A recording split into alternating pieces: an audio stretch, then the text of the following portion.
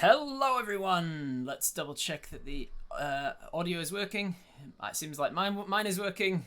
Yeah, I think we're good. Yeah, I think it's working. Look at that. Audio Tech Goblins being nice to me for once. Alrighty. Welcome in everybody. Welcome to the next section of this 48-hour extravaganza. This incredible feat of streaming that AJ somehow decided was a great idea. Oh, interesting. I have you on here, and it's showing. I have you as an audio input. Let me change you. Sometimes it does a thing where if I change from headphones to headset and then back again, it changes. Can you speak now? Yeah, it seems hello. Yeah, that's changed it. Yep, for some reason it's just like I sit you as my headphones, and I can see the little green bar going up and down, and then if I change it to headset and then head back to headphones, it like refreshes it and reminds it, hey, you meant to do a thing, and it goes, oh yeah. So yeah, welcome into the next section of the 48-hour extravaganza for this Calamity event, to celebrate 2 whole years of Winter's Tales being a live channel. Very exciting time indeed. Welcome in Southern Skies. Welcome in, who else is in the chat? Melville, Joe Baby, JMT, Twangers here, Long-Windedness. Darling Creepshow's in the chat, I see. Alright, so we are going to be we're going to be doing some world building first. I've thankfully got 3 hours to work up, get myself up to scratch on what the hell's happened in the last 9 hours that I've been sleeping and whatnot, so that I know where the hell I'm starting my story from. So I hope that you guys in the chat are going to help us out here. And Matt, before you rush off to go to some much needed rest, you're going to help to bring me up to speed a bit on where the hell we're at with the world. Tell you how much I broke. Yeah, tell me all of the things you broke. So let me head us over to the world building page. No worries. Look at this. Real quick, sorry, I just got news. My partner just bought early birthday present for me. Tickets to my favorite comedian, Daniel Sloss. Oh, so, Daniel Sloss. He's great, eh? I know. I'm so excited. I rated him on Twitch. Rated him on Twitch once and had a bit of a chat with him through Twitch. Hell yeah. Yeah, it was great. He's a big D&D buff now. You gotta DM him. You gotta I've got a clip of me rating into him and him going, Robert Hartley GM. What is the GM, like a general manager or like a giraffe menopause? Giraffe menopause. That's probably what it is. That's funny. Considering he was on Critical Role recently. Yeah, well, that's was he? Holy shit. I didn't know that. Yeah, no, he introduced their live show and basically did like a 15-minute set, which was pretty much off the cuff and hilarious. And then, watch the rest. That's like, I'm not going to spoil it, but yeah. Check it out. But yeah, he said something like, this was a little while ago, a year or so back. And he goes, Giraffe Man, and then he sort of goes back to his game and then goes, wait a minute, GM like Dungeon Master.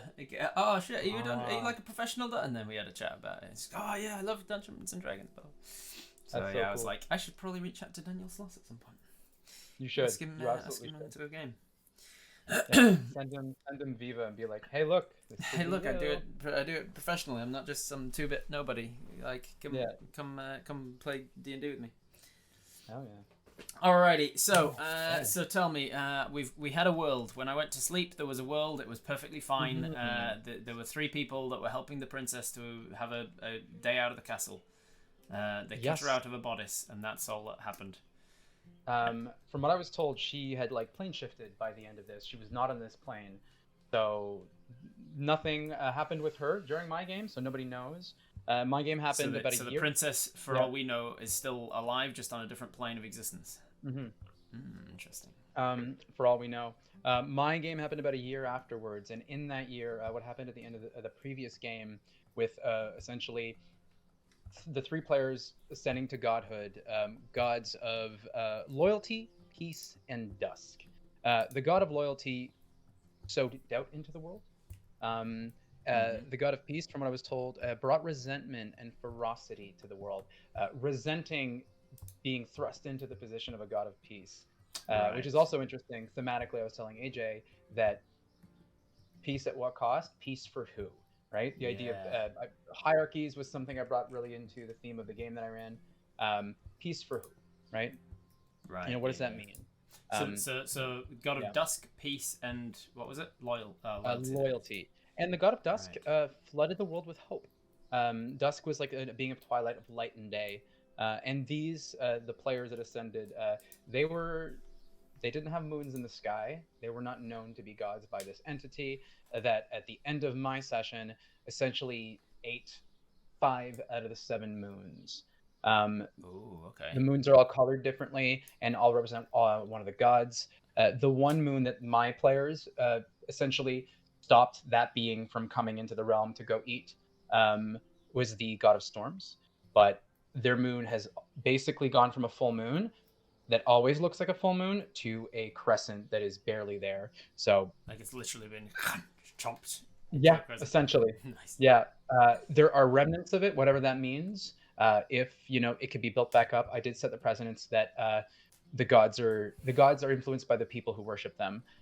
Something about the rising of a cult over the past year that was very unhappy with what happened. The world got basically shook from what the previous players did. Yeah. They made a wish spell to open astral travel and essentially bring in the 7th moon, bring in this long forgotten god. Right. This god that was of a charcoal moon, and by my session, over time turned into a full amethyst moon. Okay. God of gravity, which is really fun because I built this stat block a few days ago. It was purple and it had a fuck ton of gravity magic. Oh, so I was very happy when I came. I was like, oh, I already did it. let's go. Yeah. So, God of Dusk brought hope into the world. God of Peace brought resentment into the world. Yep. And then loyalty. Is there anything added from the God of Loyalty? What I read was doubt. It was doubt, right? And I like the idea that like loyalty, committing to something, and I think over time, like the general feeling of what people started seeing in that changed. Who they were loyal to, possibly. I think an interesting thing is. I lost my train of thought. It was something along the lines of people felt a certain way, and the reason this cult arose is because people felt kind of unhappy, and the fact that hope was mixed up with dusk, with the idea of waning into darkness in a world that solar magic was powerful, kind of led and influenced a lot of people. The emotion of dusk, darkness, hope. Where we feel too blinded by everything happening, and that led into people kind of aiming towards their feelings towards this other god. Collective feeling is something we can see and measure, but I think collective intellect, like people's intellect, is not something we can do because it just becomes internet comment sections. But we can see the general feeling behind movements, and that's what beings use to kind of control. And that's the kind of the theme I went with, whatever this entity was. Okay, cool. So this cult that arose wasn't like a cult to a particular god. It wasn't like we are all about this particular thing or this particular. It was more the cause of just. What was the purpose of the cult? What was their main through line? So I think the main thing they had a collective feeling that was being sort of eaten by these beings, right? And so I kept this essentially where I didn't canonize what the being was. I didn't canonize the god of gravity. I didn't canonize what they were. I didn't canonize if they were good or bad, or if they were the one or the mind behind this. Right. There were these creatures that were attuned sort of to this element, possibly drawn by the moon actually coming here, maybe chasing after that moon, maybe saying, "Oh, there's a system here with solar magic." That was the thing. They kind of ate solar magic. They had an ability where if they took radiant damage, they would get more of their disintegrating abilities back. Which luckily the only time they took radiant damage was when it was enough to kill them by the end of it. And so these beings appeared, ate, and left, leaving the world in ruins, essentially chomping into... And they were eating the moons specifically? Yeah, they would chomp into the moons. And the moons are the gods. The moons are the gods. But the physical manifestation of the rocks landed and just... essentially wiped out 80% of the population. Yeah, okay. Or maybe it was maybe about 50, 60, the remnant of it afterwards. Yeah, it was like a what do we call it? A dinosaur situation with all of the moon rocks peppering the earth. So the only lab got smashed by moon rocks. Yeah. The moons are down, which means there's going to be all sorts of problems with tides, even if there wasn't a god of gravity also fucking with things. So there's all sorts of tidal and terrain problems. Okay. The only sort of nation that was hit less hard was Masada. If you go into the countries, Masada was where this took place and where their society was basically overrun, and a lot of their religion was essentially usurped by these cultists. Communication was cut out to the empire, the Ceridian Empire, which is kind of the imperialist force, from what I can tell from the world building. Yeah. And so a lot of the followers of Masada became like, they were warped and corrupted into believing into this thing, this astral storm of sorts, right? Their emotion was very kind of linear, and so it was easy for them to be corrupted. But there were cultists and people corrupted everywhere. And so this is where the first of these beings was being sort of brought out. And that's what the players fought. So Masada managed to survive mostly intact? So what happened is 7 islands that were flying, as per the end of the last session, dropped back into the ocean. So there was a massive amount of damage, but not as much as being like massively hit by like earthquakes and meteorites and things like that. So they took less of the brunt. So whatever you want to do with the aftermath of that, there are more intact ruins. There's easier ways for people to find information. You know, a lot of magic was wiped out in terms of like text and things like that, just based off of, you know, drop a bunch of meteors and add a bunch of natural disasters to cities, and it's harder to find documents and that kind of thing. But also a lot of the sort of divine magic's kind of gone, depending on what you worship, and a lot of the arcane magics, because they're studied, are gone. And so I think maybe things that are like more natural magics, and or things that are possibly like your innate sorcery style magics, or maybe bardic magic, the stories that we tell, the emotions that we tether each other, right? Because I was thinking like the things that survive apocalyptic type events are the stories that we tell around fires and things. There'll always be stories, and there'll always be need for stories. So like there's probably the only arcane magic that exists is the ancient stuff that's like as old as time, the storytelling kind of magics. Yeah. Okay. Yeah. So the gods. So the gods that were eaten, the moons that were eaten, destroyed the respective gods. The gods those gods are gone, dead and gone. Like as far as we know. It's up to you. I'm thinking some. My first instinct is like, okay, so the plot of the next like rebuilding the world may be to go back to go to the sites where these moon stones have fallen to the ground, and like reclaim some of the moons to re-worship them, and to like protect the stones themselves. Tethers. Yeah, they could have just been divine gates, divine tethers, where to these other entities' realms. Yeah, that's what I'm thinking. That like the moons were like an avatar almost of the gods, and if they can go and reclaim some of these moonstones, then they can like look after them and worship them, and show the gods, hey, we still worship you. You don't need this moon in order to help us out. And their whole quest can be to like go and find these individual rocks. And there were 5 of the 7 destroyed, and one of them almost destroyed. The one that was like essentially, this one was being, so before the other ones got like annihilated and destroyed, this one was being kind of eclipsed. I haven't said canon if it was being eaten or if it was just being drained of its color. Yeah. They were using the magic of storm, or the divine magic of storm, to basically emulate whatever gravity or an astral sort of storm would be. Yeah. My players were in the eye of an astral storm, essentially. Nice. And so they were using that, I think, to power bringing this thing through this gate. Right.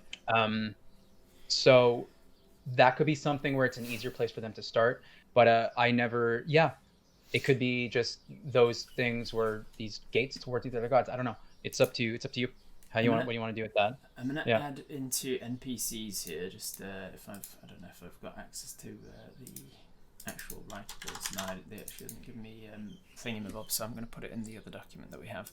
I'm going to write a note of the characters that were in your game, because I feel like they have done some important shit, right? They did.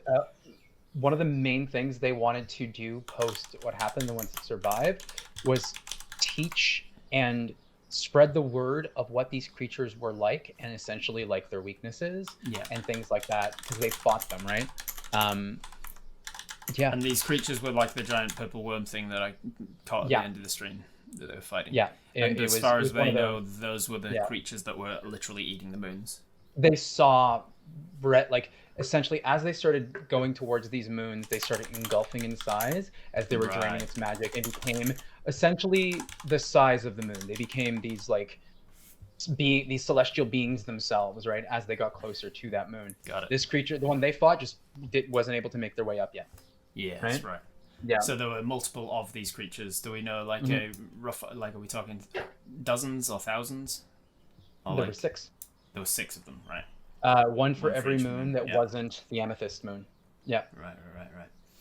They managed to defeat one of them. The 5 that destroyed the moons, the other moons that they were successfully destroyed, they may still be out there. Is that the? You can decide whether those moons represented the gods, or they were just like gateways to the gods. And the creatures that ate those moons, we didn't know what happened to them. Oh, they definitely left. Yeah, they ate the things, did what they needed to, and went back to their astral planes or whatever. Okay, cool, good to know. So there would be, there would be what's the word, paranoia in any sort of civilizations and communities that arise from this point, that at any point those creatures can come back. So they ate the moons and left, and they're like, they've now got this amethyst moon and a crescent moon of the storm. And those are not safe either, because like these other creatures are still out there, and they could come back at any point and for dessert, as it were. Yeah, whatever that means for the aftermath of these civilizations. Yeah. Okay, I'm gonna chuck us over here so that people can see the other document that I'm working on as well. All right, so. The gods have not been seen since then. Any sort of clerical magics that are coming from those dead gods may not be working now, or they've been maybe lessened or something. But there are 3 new goddesses, and those goddesses are like minor goddesses. They're not like they are minor goddesses, which could be really interesting, because it's one of those things where that is the hero's journey for them and their followers, possibly, because they do have magic. Their followers could be hunted. They have gained followers over the year prior to my game. They were heroic. There could be stories about this princess that is gone. A lot of people were disdainful towards, say, the princess and like that monarchy, because they were in charge, and then look what happened, all this stuff. But then not having the princess, possibly, depending on what stories circulate, people would be going like, having the monarchy led to this stuff, and then other people would be like, when the princess disappeared, all this stuff happened, so clearly having the monarchy was preventing this stuff, and there'd be arguments about pro and against. I think, like, from a storytelling perspective, it's going to be most satisfying if the princess, if we were setting up that the princess being somewhere else is somehow important, like she's gaining in power from this other plane of existence, almost to the level of a goddess, and then in like the last campaign, or the last game also of this 48-hour thing, the princess is revealed to return, and whatever. I was told this note. I didn't really use much of it, but something if you want to use, there has been a theme of bloodline that has been coming up a lot as a source of power. Right. If that's something that you want to actually make canon with this princess, with actually having power. I don't know much about what she does, but something to consider. Princess Penelope, Prince of Ice and Time, was a god in the tree on the planet with bigger presence. I named the creatures Star Eaters. Is what people probably started calling them. Star Eaters. Okay. Okay, so let's see. Princess Penelope, future heir of the Ceridian Empire, influenced by the god of gravity and consequence. 3 new mountains on the horizon. Okay, so the Trinity, the Holy Trinity, didn't have moons, but they had mountains on their way to it. It could be that those mountains were less affected by what happened, and that societies can go. My brain's just in world building mode right now. Could have gathered around that. I'm thinking that this first one will be like the beginning. So as you were kind of thinking of it, yeah, you and AJ did like the prequel leading up to it. AJ did like the prologue, and you did like the prequel, as it were. And then if I'm thinking of me in the next 5 games as like the main arc of the story, then I'm in the setting out on a quest side of things. I'm in the reluctant heroes getting given the quest to go out and whatever. So I'm wondering what the overarching quest can be, while giving the next few games giving AJ something to work with. And I'm thinking going out to collect each of the 5, because there's 5 games. So if each of the games is like go out and collect some of the remnants of the rock of the fallen moons, so that they can do something with them and bring those gods back. While there could be something in there that had its power source zapped and taken by these creatures. A physical thing that they can try to figure out what to do with. Like the core of the moon or something that had the power of these gods, and then they have to bring perhaps in the opposite of what my creatures did to by draining power from the god of storms, doing something to reinvigorate and bring that in as a power source to power these things maybe later on is something to note. Using storm magic because the god of storms has survived. What are the other gods that haven't survived then? Does their disappearance mean that the influence of their particular domain is felt absolutely less strongly? I was gonna a note that I brought in the game. I had a grave cleric of their god of death that they no longer felt their god, which means it is impossible to speak to the dead. Magic like raising dead, resurrection magic does not work at all anymore. Right. Things like that. And this grave cleric Renee, her and I guess others maybe like her become these beacons of death, where I said you can feel when people die, you feel the literal sorrow, and so a lot of the burden of death and passing that the god had is now on her followers, who still have access to some of that power, and are essentially becoming their own power sources. The ones, specifically the ones for the god of death, because people are dying, so they're maintaining power. It's this thing where it's like they're in pain and sorrow, but they're maintaining this power of this domain because that power is happening there. It's an emotional thing that's happening, not just no longer tethered by a god. Which is kind of interesting. Okay. Who are the other players in your campaign? And I'm just wondering if they will, because if I've jumped forward a little bit in time, there's a good chance that they've become like heroes or icons or legends. Coco was KOKO was a kobold. They were an astral, a way of the astral self monk. They were one of the ones that essentially went toe to toe with this thing and started understanding how these things worked. These beings of pure energy, gravity, and just kind of emotion. And something they would have noticed as well is over time, this creature was eating sort of at people's memories. This mechanic where it would like take spell slots with some of its attacks, but every spell slot was a memory taken, and start taking on some of those emotions. So this being of force and chaos was reflective of the emotions of the thing around it, right? Reflective of how people felt. And so, and like the magic that comes with emotion and feeling, which is how I always see charisma casting, especially for bards. It is about emotion and feeling, right? We manifest reality with our feelings. So Coco specifically would have understood these beings a little more, and maybe influenced like how people view these realms that they had no access to. Was one of very little people who had access to this magic, but only started understanding it. Or magic as in this astral magic is a reflection of a sense of self, right? It is the atoms in the universe and your connection to it. There was Haste passed away. What was Haste? Top of my head. Haste was an arcane trickster rogue. And they were the only one kind of going in that were like, oh guys, this is essentially the like, this is gonna be a bad idea, we're all gonna die, and was the one that died. Human? There was Muffin, Tiefling. There was the Barbarian Muffin, the Minotaur Barbarian, that they essentially wanted to, they were one of the stalwarts of let's do the work nonstop. Let's help people. Let's go around,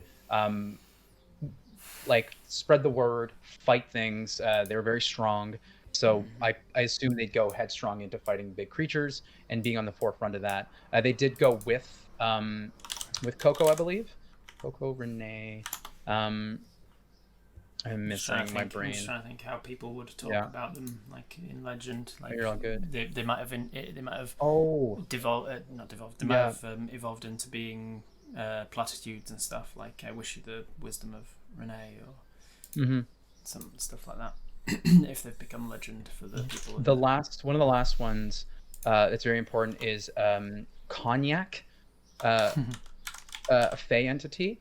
Essentially wanted to be like, I want to go back to the Feywild and start warning them of the things that are happening and possibly asking if they can, do some good here and help restore magic. The sentiment that I got, I don't know if this was Cinder's exact words or idea, was, hey, we should do some good work here, or maybe we're fucking next, right? Yeah, right. So, yeah. That's something they wanted to do. Renee, he had asked Renee, hey, come with me. And that's when Renee revealed from her backstory, I was banned from there, man. I can't. So Renee stalwartly stuck here and became a sign of death from this realm. Yeah. Right. Hey, so Renee, something they Coco, wanted to do. Muffin, Cognac. What sort of things do you think then happened with them? What do you think they would have gone down in history as? Because the four that survived anyway, especially, they would have gone off to tell people, hey, these things are vulnerable to this and that. But what were they? What was the situation? They could eat radiant, so they were resistant to it, or they were resistant to radiant damage, so they would take some damage, but it would also invigorate them. That was the main thing. They were like drawn into some of these gates to take the energy from it, right? Whether it was they were, like plot wise, whether they were doing that just out of sheer survival instincts, predator mode, or whether it was something else that orchestrated that, right? Vulnerabilities or disadvantages or anything that they discovered, weaknesses of all of these guys? No vulnerabilities, but it would have resistance to force damage. If you had a strong sense of will, wisdom saving throw, you could, and you did force damage, you could overcome that. A lot of it was about a strong sense of will, constitution, and strength. Dealing with gravity moving you around, dealing with like your atoms literally getting ripped from you.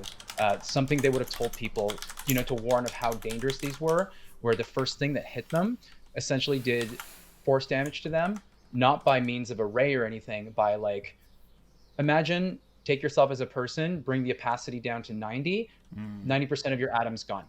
Oh, shit. So internal hemorrhaging, your voice becomes hoarse.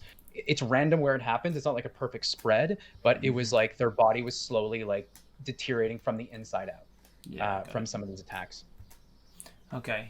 So I'm thinking that so that any cultures that arise would be selectively breeding. Essentially, they'd be, either intentionally or otherwise, they'd be selecting for the sort of people in society that are higher in will, con, and strength. Like they would respect and venerate those features in a person above all else. Anti-magic was something huge that helped them in the game, and so it's something that I think maybe they spread those words, looking for things that dim or null magic help a lot, because it was the string theory behind what arcane users have studied for millennia, right? Yeah. In its purest form, manipulated. Yeah. Okay. Yeah. Okay. What sort of thing would they have said about Coco then, do you reckon? Like, Coco went in there and started wailing on these things, learning about their vulnerabilities and stuff. And I think an idea of balance, being a monk and champion and fighter, where it kind of was able to, let's not fear the element. Let's understand that this person used the element against this creature, right? Mm. Yeah. Right. So, I'm trying to sort of summarize that into a greeting or a platitude or an expression that people might say to each other to commemorate this guy or to memorialize him. Mm-hmm. Do you have any more questions? I'm trying to think, because I think that's most of it for me. So the 5 of the 7 moons are gone. Back to the gods for a second then. Where are the gods? God, I've got so many tabs open. I think it's in this one. Yeah. Gods. So we've got a god of the frost. The frost is gone, which is the domain of nature, time, and ice. And they are. So does that mean that there's not there's a lack of cold? There's a lack of cold damage. Cold spells don't work. Up to you. You can, if you want to like start, depending on how you want to like world build the storytelling from that, it could be a lack of a thing, or it can be just usurped by gravity, force of nature, chaos. You know what I mean? There's things that can still be arguably like grey areas between the different things that the new god has taken. And is this god of gravity, are we thinking of it like a sentient thing, and we haven't said that it's like an evil or a good god? It just is what it is. Yeah. Okay. Yeah. Cool. I set that up to not be like I was trying to end the world, not set up. Just giving enough that it's like, hey, here's all the toys you can play with. Yeah. With what happened. But not set up exactly. This is the thing, right? So, we've lost the Evergrowth. Those things would have only been revealed later on, anyways, right? And I prefer, not to set that when I'm not the person to be able to do that thing. The frost, the Evergrowth, the sleeping mountain, earth god. So we've got the plant god, the earth god, the ice god. The churning is the storm god that is still around, just possibly weakened. The roiling depths, which is the sea god, and the ember flow, which is the fire god. So fire, water, ice, earth, mountain, churning, and storm. Okay, so kind of in a way elementals, and a lot of those have gone, and so they might have been usurped or stolen or eaten by the new god of consequences and gravity. Okay, cool. I think I've got enough to go on with making something now with the rest of my with the rest of chat.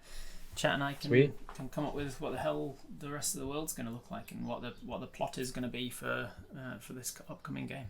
It's a very unique experience, I've got to say. Yeah. To go into a game like so unprepared, not knowing what the hell I'm doing and what the game's going to be, or even what the world setting is going to be. It's so it was stressful, man. I was like, okay, I need to set this up, so I need to give enough information so this is not just an encounter, and there's enough like stuff to give going forward, right? And to tell that story mainly through combat, because I was like, I don't want this to last too long. Honestly, if I wanted to, I could have probably the combat could have ended a little earlier, but I was like, no, we got to make this fun and interesting, right? I think the timing of it was all good, but it was a stressful thing. Having no control over the world building too before, just going like AJ telling you things. I'm like, this, okay, we're gonna use that. Okay, that's the thing. Thank God the serendipity towards everything that I've made in this encounter as an otherworldly being made a lot of sense, and I was like, this is great. I didn't have to do heavy lifting narratively to bring this in, right? All right, man. Yeah. Well, go have a sleep. Thanks for bringing me up to speed. I'll take it from here, and we'll hopefully come up with something that AJ can use going forwards. Oh yeah, good luck, man. All right, man. See you later. Alrighty, everybody. It's just you and me now. It's just you and me. Let's say fuck all of that. Let's just make up something completely new. We time jump 100,000 years into the future when everything has been fixed and none of that makes a difference. That's how to tell a good story. So it's just you and me. I'm going to need you guys to give me some input as and when you can so that we can work together to work out what the hell we're doing. I've got a lot of documents open. Let's see if I can close any of these. Do I need this one open? I do. I probably do need that one open just in case anybody donates to Ko-Fi, and then I can keep track of who's donated what. So so don't forget, everybody, just a reminder, this is a part of a 48-hour anniversary for Winter's Tales to celebrate the second anniversary of their being on Twitch. With this very successful channel. So up there you can see a donation goal. There we are. Every donation gets you certain things. I don't know exactly what those things are, so I think it's written somewhere. Even if they don't, even if you just donate without expectation of reciprocal benefit or bonus to it, you're just supporting Winter's Tales with the donations. You're supporting the channel, and you're giving some of your entertainment budget to Winter's Tales for all of the free entertainment that they give you for a year, for every month. I'm struggling to see anything on the Ko-Fi page that tells me what the donations actually are, but I think that they are written somewhere. You can probably find them.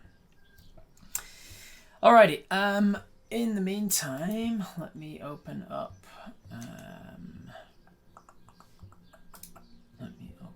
This one. I don't need that document. I need this document. There we go.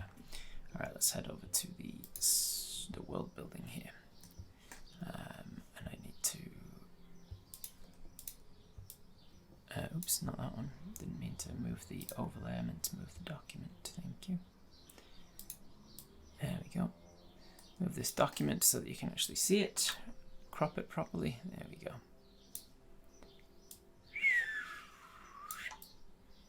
Okay, we've got the 48-hour Calamity world building page. Whew. Do you know what PCs are in the next session that could help us focus a bit? Brilliant question, Southern Skies. Let's review, shall we? I asked them last night as I went to bed. None of my players had actually made characters yet when I went to sleep, so I asked them, hey, I'm going to sleep now. I need characters by the time I wake up. And 3 out of the 4 of them had given me characters by the time I woke up, and one of them needed a push. So let me pop in and see what we got. Okie dokie. Just looking at the people's individual lines and veils that I've gotten from anybody. Okay, so our characters seem to be. I'm going to be playing with some amazing people, by the way. In case you didn't know, I'm going to be playing with AJ. AJ's in my game, which is good because I haven't actually got a chance to DM for AJ in a long time. Then I'm playing with Mikey and Andy from the Legends of Avantris, and I'm playing with Dingo from Dingo Doodles. So that's all very exciting stuff. Andy is going to be playing Scrim. He's a goblin rogue of the thief variety, so he's a goblin thief subclass rogue. Before the Calamity, he was more or less a con man, didn't do any honest work. Scrim would step up to help rebuild the world, because I asked them all, hey, think about your character, but also think about why it is that they would step up to the mark to become a hero and help out the world. Because it's a one-shot and I don't have a hell of a lot of time to be like dragging you kicking and screaming into the plot. You need to just be already on board with stepping up to the mark and being a hero. So think about why that is. Scrim would step up to help to rebuild the world because he isn't heartless. Plus, depending on how bad things really are, there may be plenty of opportunities to find unclaimed riches, as a small reward for helping rebuild.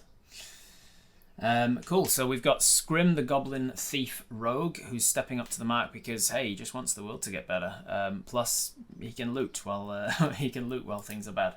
So where can I take note of these things? It doesn't look like I have access to actually altering the document you can see there, so we'll just use that one as a...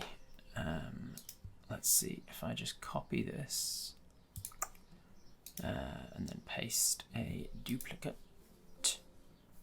there we go, and then that way I can there you go, switch between them easily enough. There we go, perfect. I'll do my editing in this one then, in this document here. So I'm going to make some notes here. Rob's notes. To include. This is how I like to start my notes, usually with like things to remember to include at some point. Exciting and valuable stuff to loot from old ruins. So I'm thinking like on this quest, make sure to give Scrim some places, some ruins to explore of old civilizations, so that they can so you can loot some valuable things. So I've got to before we're done with this world building, I've got to come up with some magic items that aren't going to be completely game breaking, some fun things to include. Who else have we got? We've got AJ. AJ is going to be playing a Holy Cleric to the Trinity. Ooh, that's a lot of flavour there. Playing a Holy Cleric to the Trinity, the new gods of this world, thanks to the Game 1 players. And if Matt kills them, I'll just play a Cleric. Matt did not kill the Trinity, so AJ is going to be playing a Cleric to the Trinity. A Jabin/Harangon Twilight Cleric. Okay, so a Jabin or Harangon Twilight Cleric. Jabin, I think, is from the Humblewood setting where they are like a mouse folk, I think, and Harangon a rabbit folk, so some kind of rodent folk. Rodent folk Twilight Cleric, okay. And she says Myconol, which is her name. Myconol will do. It sounds like a medicine to help you with indigestion or something. Ask your doctor if Myconol is right for you. Sup, Aaron Smith. Thank you very much for coming in. Thank you for your kind words. Very kind of you.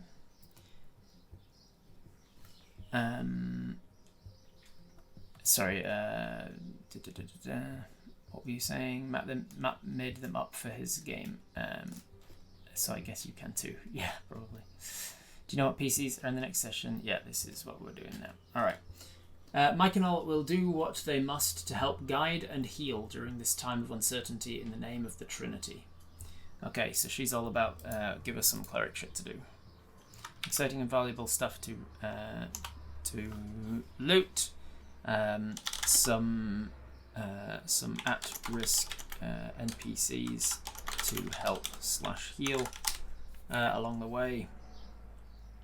So some people who've been attacked by other looters and bandits and stuff maybe on the road, because there'll be a lot of lawlessness going in on the quest. Some at-risk NPCs to help and heal. Some tasks that would be difficult for random folk, but easy for the Holy Trinity, or whatever they're calling them. Okay, so something relating to dusk, loyalty, or the other one. What was the other one? Dusk, loyalty, and peace. Dusk, loyalty, and peace. So some sort of, I'm thinking peace works in like a situation if they come across bandits, for instance, some sort of ruffians, some sort of lawlessness, some people out for themselves and screw everybody else, dog eat dog world. They're out on the road, they come across somebody who's like attacking a caravan and like destroying the contents and killing the people inside and stuff. And then the god of peace, the cleric of peace, can try and calm things down while the rest of them are beating the shit out of them, maybe, whatever they want to do. And then after the fight, they've dealt with the bandits one way or another through calming them down through the peace or not. And then they talk to the NPCs. They save them. They're like, "Hey, thank you for saving us. I'm horribly wounded." Gives the cleric a chance to like heal some people, help some people, show them that hey, not everybody's evil in this world. There is still hope out there. Because the hope comes from the god of dusk. The healing comes from the god of peace, I guess. Gives her a little bit of time for that stuff, and then also gives the thief rogue a chance to maybe take maybe a reward. Maybe they can be like, "Hey, yeah, we saved your life. Maybe one of the things that you're a merchant of. Maybe some of your wares." Possibly. I think that could be a good encounter for them. In a dead zone, we've got caught goblin, rogue, and cleric so far. Yes. Sup, Dan? How's it going? Learned about you in the VLDL D&D. Became a really fun, wonderful DM. Thank you very much, Dan. It's very kind of you. Right now we are exploring another wonderful D&D content creator, Winter's Tales, and celebrating them being on Twitch for 2 years. I'm going to be running a game in 2 hours' time that I have not prepared anything for, so we're working on the world building for that now. All right, so moving on, we've got a goblin rogue thief wanting to just help the world because he isn't heartless, and we've got a twilight cleric to the Holy Trinity, Jabin Harangon. And then Dingo from Dingo's Doodles will be playing a fighter Goliath named Dooples. That's very exciting. A fighter Goliath named Dooples. He believes he is a necromancer. I love this. He believes he is a necromancer, but in reality he simply uses corpses to beat the shit out of people. rise, my army, and he just grabs a corpse and just bashes somebody with them. Ha! I cast raise the dead as he just picks up a skeleton and just fucking beats you to death with a humerus. Poof, poof. I love that. That's a good character. Okay, so his name is Duples. He is a strong believer in recycling and has a small pet turtle named Pooples. So we've got Duples and Pooples. A wannabe necromancer fighter Goliath. He wants to help the world after the calamity to help all of the environment and the people in it. Okay, so he's about helping the environment and the people. So the at-risk NPCs to help and heal will tie into his stuff as well. Includes some danger to the environment, so some sort of encounter that shows off that the environment's at risk, and there's something that he can do with his sheer Goliath strength that could help. Also some kind of something for Pooples, so like what would be a good like mini roleplay encounter for a pet turtle, like a bit of comic levity or something in the middle, like another like a sexy turtle that the turtle can get it on with or something. Or like a little pristine water pool for Pooples to have a little swim in or something. You want to fly, my little dead one? Okay. Yeets the corpse, yeah. He grabs a corpse that's got rigor mortis and it just launches it like a javelin.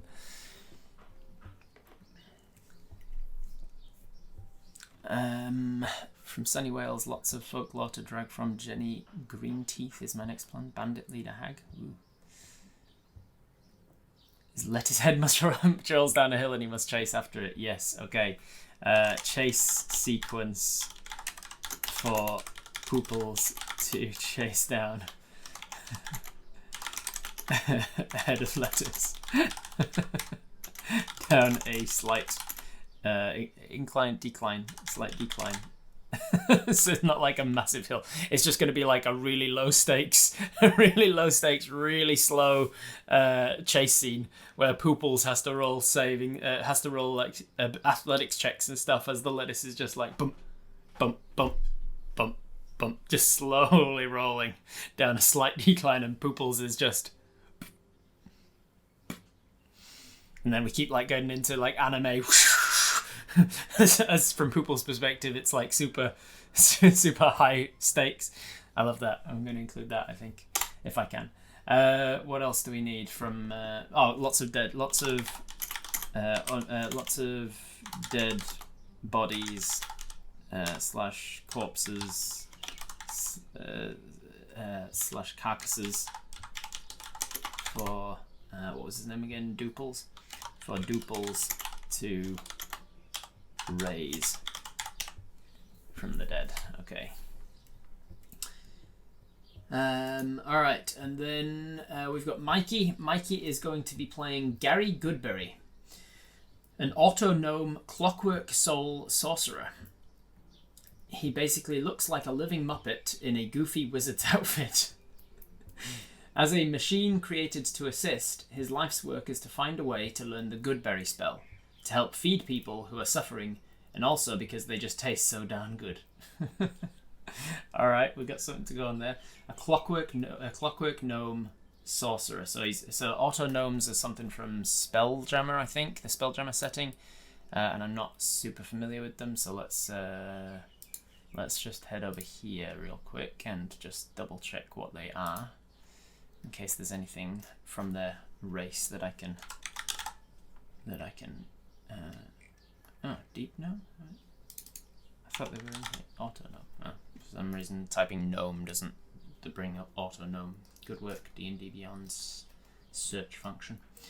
Alright, auto gnome features mechanical beings built by rock gnomes. Because of a malfunction or unique circumstances, they become separated and strikes out on its own.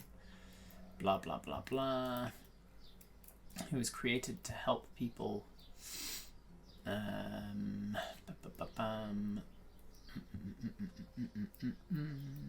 He's a construct, size small, 30 feet walking speed. While you're not wearing armor, 13 plus dex. The D4 for your attack roll, yada yada yada. proficiency bonus times per day. Healing machine. If the mending spell is cast on you, you spend a hit dice, roll it, and regain a number of hit points. Created designed you to benefit from several spells that preserve life but normally don't affect constructs. Boo, boring. Lean into it, cowards. Fucking D&D Beyond. I mean, Wizards of the Coast. Wizards of the Coast being cowardly in their reluctance to create races that just don't benefit from healing magic. My own homebrewed Warforged is really overpowered in certain features because it's like you get a whole bunch of cool features from the fact that you're a construct, like you're resistant to poison and you don't need to sleep and you this and that and the other and blah blah blah.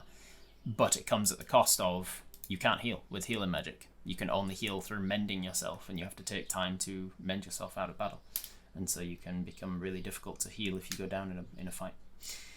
Which Dead as a Gamer knows because he plays one in one of my home games. Mechanical nature, resistance to poison damage, immunity to disease, advantage on certain things. You don't need to eat, drink, or sleep. You can blah blah blah, sleeping, yada yada yada yada yada yada yada. All right, cool. Good to know.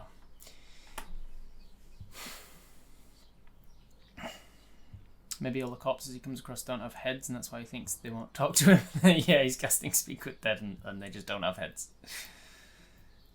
Nicoleth rolls pooples.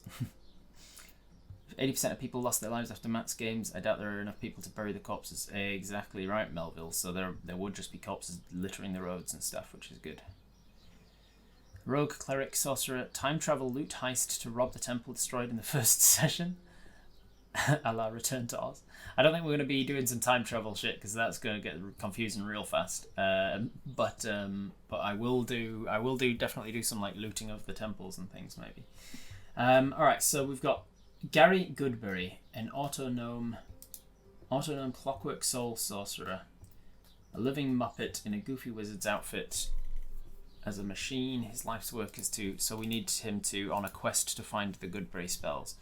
So some clues pointing to ancient druid circle where Goodberries were first discovered, maybe. So there's something there, maybe. So I'm thinking is if I can tie that to one of the gods. What were the gods again? There was a god of nature, wasn't there? One of the gods of nature. The Evergrowth. The Evergrowth.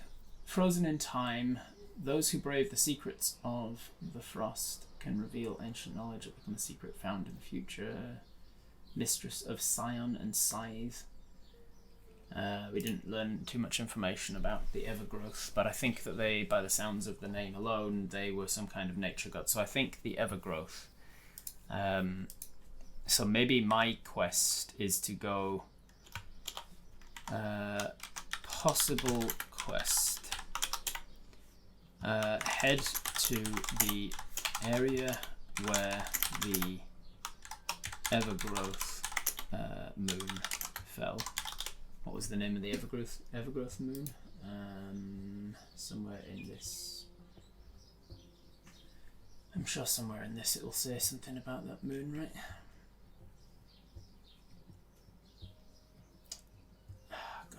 Oh gosh. Forest region.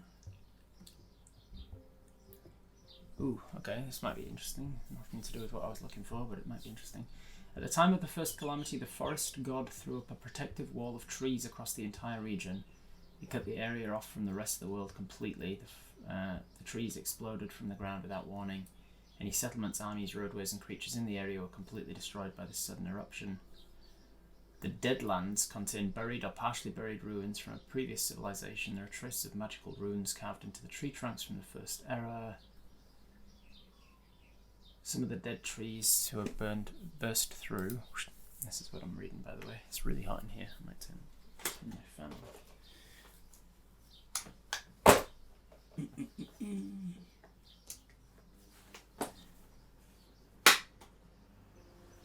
There we go.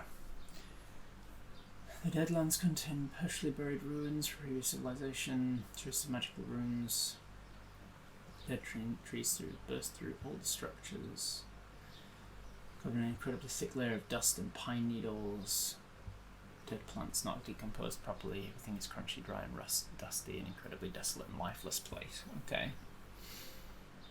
A monkey-tailed race who are able to traverse the canopy with relative ease. Have the civilization more religious and dwell in the area close to the centre of the region.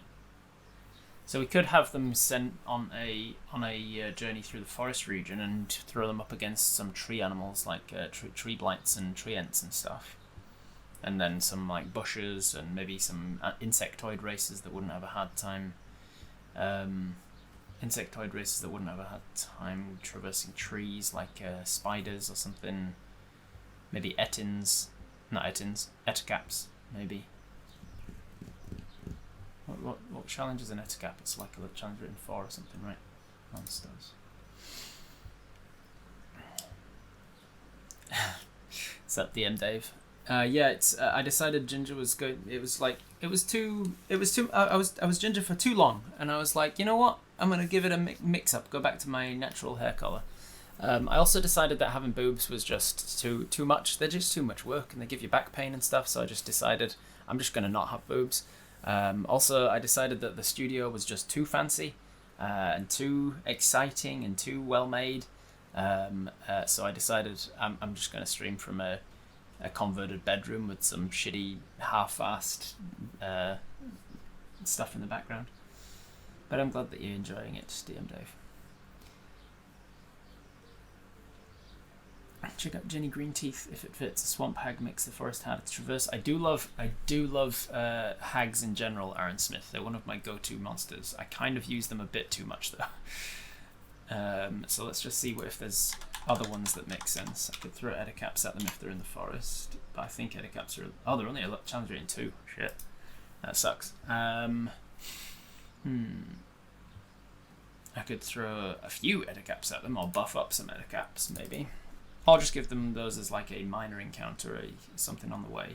I don't like to just throw encounters just for the sake of it, though. So the eticaps could be an easy encounter as a way of describing to, just like emulating to them, hey, this is going to be, it's a dangerous situation. You deal with more stuff like that on the way.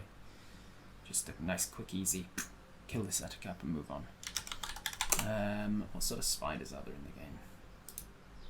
An asteroid spider. Given that they are going after some meteorites that hit the ground, some remnants of moon rock, it could be that when they get to them, there's an asteroid spider on it. What the fuck is an asteroid spider? Gargantuan monstrosity. Full-grown specimen has a body 30 feet in diameter, legs that are at least 30 feet long. Jesus Christ. So 90 feet span. It looks like an asteroid, that's why. Its own gravity plane and air envelope, as well as multiple spinnerets which can create web strands. Haunts asteroid belts. Man, that's dope. What a cool animal. What a cool beastie. I love the 5 o'clock shadow. Nice touch. Yeah. Bit rude of you to point it out, to be honest, DM Dave. I should red herring a hag, because everybody's expecting hags from me now. Each defeated monster has a recipe, but they're for adequate berries, not good enough berries. Yeah, adequate berries, good enough berries. Each one has a recipe on them for like. here's how to cultivate an okay berry. The Calamity started at 5 PM local time. Yeah, 5 o'clock shadow. An asteroid spider. Multi-attack, web strand attacked, reels, bites. Kind of like an overgrown roper at that point. Okay, maybe. I could consider reworking something like that. What the hell's a jade spider? Magical constructs cut and chiseled from jade to resemble as tall, impressive statues. No. Ruin spiders. They could be exploring some ruins. Potent magic. Blah blah blah. Ruin spiders rise when the magic of the deck transforms giant spiders into even more dangerous monsters whose acidic venom disintegrates everything it touches. Shit. Ruinous acid. Any non-magical weapon that hits the spider corrodes. After dealing damage, it takes Oh, that's pretty good. Oh, that gives more of a reason to loot some shit as well. So they get some ruins. They get hit with some ruin spiders. Their weapons start to corrode, and then they have to search the ruins for better weapons that have been left behind by previous civilizations and stuff, maybe. Multi-attack, ruinous bites, piercing damage and acid damage. Plus it's a decent challenge, like that's going to be an okay challenge for them. Chuck some webs in there and some other giant spiders as like minions essentially. Alright, so we've got a possibility there. Let's chuck in the... Oh gosh, where am I now? Is it this one? This one, I believe. Possible quest, blah blah blah. Investigate some ruins in the Deadlands. Encounter a ruin spider. Oh, it gives some interesting things because, like, if items corrode when they touch the spider, then the guy who is a construct would also start to corrode. And so they'd have to cast mending on the construct after the fight and like try and find ways to fix him up. That could be interesting. Encounter a ruined spider and giant spider minions. Loot ruins for replacement weapons, perhaps. That could be fun.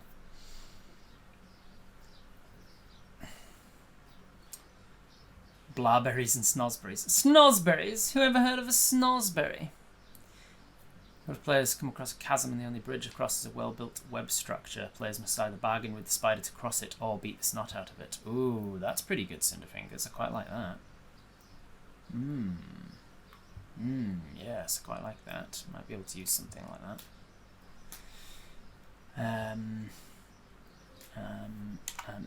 I wouldn't use the ruined spider and the thing, so bargain with spider to cross web bridge, perhaps. I'll put it down as an idea. Maybe they could find some of the solar magic that was prevalent before the Calamity. In what form, Melville? Like they find some sort of solar gem that shines bright like a diamond. Shripophobia, inducing spiders with hole-filled abdomens that ooze the corrosion.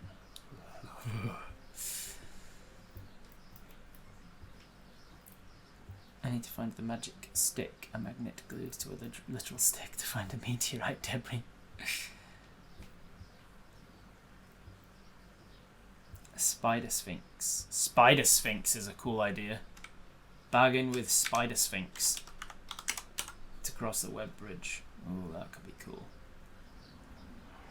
Now, 2 out of the 4 of them have gotten back to me saying that they don't have particular phobias or anything. And I don't think AJ has any phobia of spiders either, so it's really down to the one that hasn't gotten back to me. Maybe I'll message him now and say, hey, any phobias?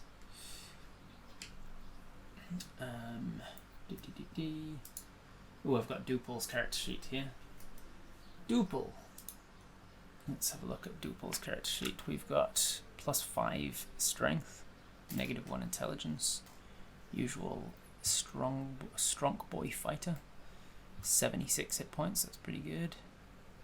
Battle axe attack, outlander, fighter style, what did we go with? What type of fighter?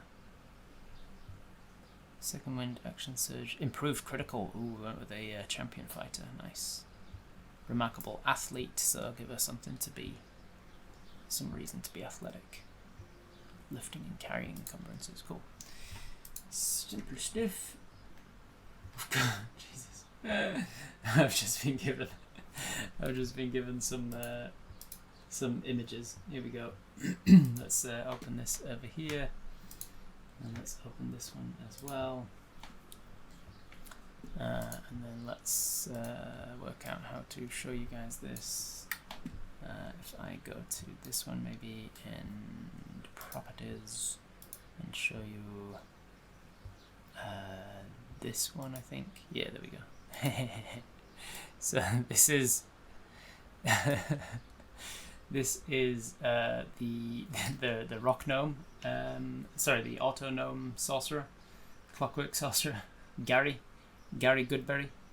And then this is the other one, Scribble or something. What was his name?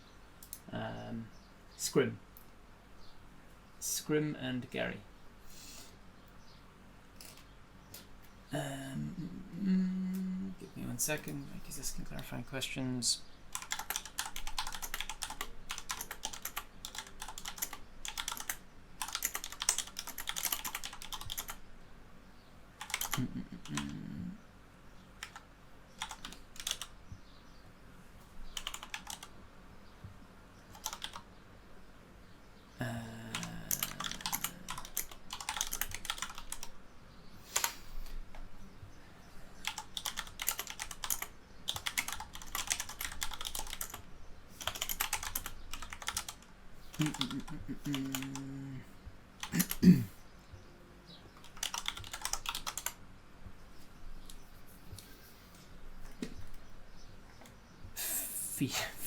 Feed it the turtle. Jesus, Southern Skies. Evil you are. Alright, let me put this one back to how it was, which I think is, God, I've got so many tabs open. This one, I think. Yes, there we go. Okay. Too many tabs open. Everybody dance now. How long after the disaster will this one be set? I've no idea. How long do you guys think? I'm thinking somewhere in the vicinity of like 5 years. I'm thinking it's like a bit of time so that we can have some of the immediate things settling down. I still feel like encounter difficulties might be like there'll be unpredictable weather and stuff.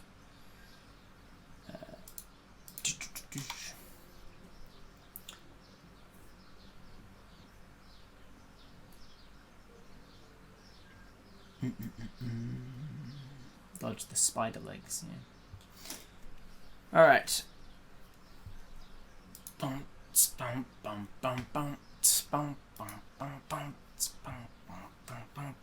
we've got a spider sphinx to cross a web bridge. Maybe we've got an area where the Evergrowth moon fell. I was trying to look up what the moon was called because I think all of the moons had names. Just got to remember where the hell I saw them. I looked through this this document. I looked through the document yesterday or the day before or something, and there was a lot of information. But I've definitely seen something about the moons somewhere. I've got to decide which country I'm setting this in as well. Like, is it in the destroyed Ceridian Empire? Or is it in Macedon? Macedon kind of works, look, because the peoples of Macedon are Goliaths and gnomes, and we've got a rock gnome and a Goliath in the party. And then we've got the turtles as well. So he's picked up a little turtle. Maybe Boo Pulse is actually like a baby turtle, and it's like a sentient baby. It's like a sentient creature, not just an animal.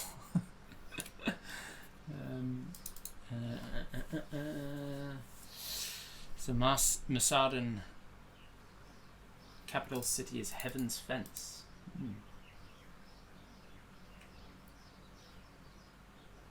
And they were the adversary of the Ceridian Empire.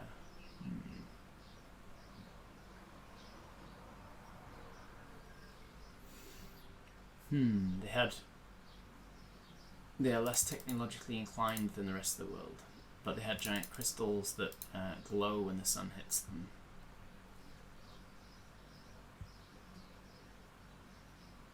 And the energies from the churning overcharges their solar tech if improperly shielded.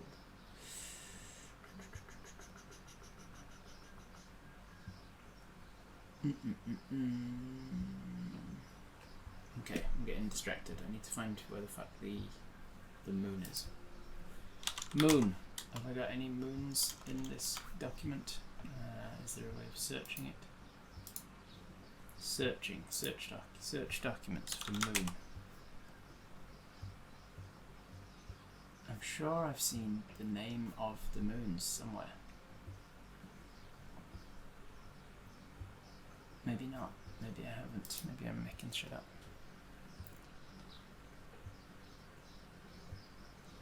Theocracy doesn't appear to have helped them much. No. Massadan's the lair of the storm god too. Yeah.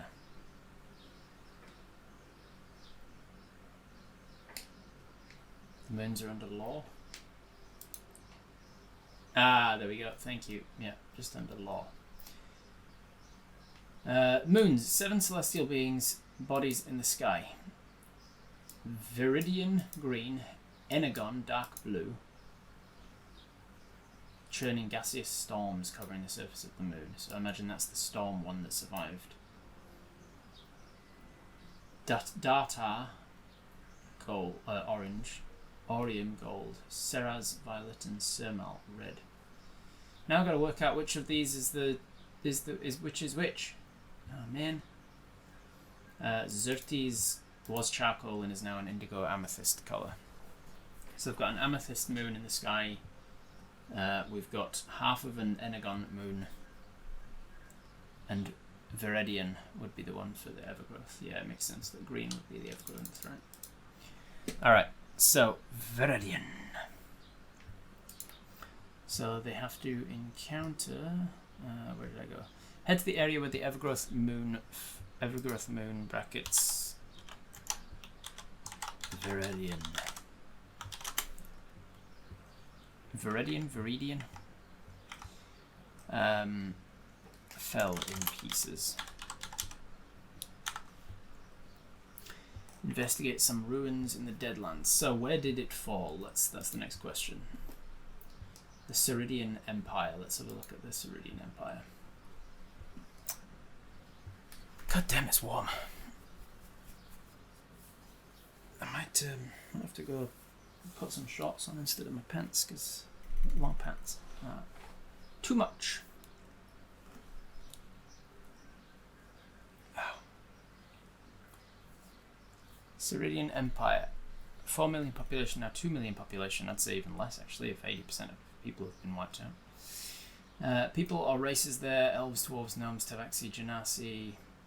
Monarchy, government, 2 queens were blessed with a psychic link upon their marriage. One of the queens was slain, the other is missing. So we've also got to include something about the princess being missing, or ties to the princess being missing, such that they can include those little bits, those little tidbits of information throughout the next few games as well. Nobility and privilege. Capital city, the city of 7 bridges. City of 7 bridges.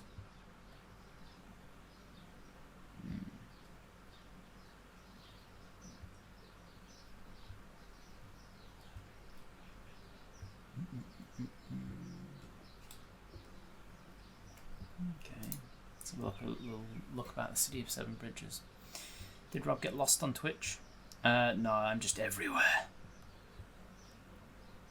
Macedon are a theocracy and not very nice. The people are conscripted for 10 years. Interesting. So they could be setting off from there to escape it as another reason for getting out and adventuring. Maybe. I know, outsmart his neighbours by going online and on a different channel. The nature destruction noises so far, so it seems to be working. That's exactly it, yeah. Thank you, Cinderfingers, reminding me to drink.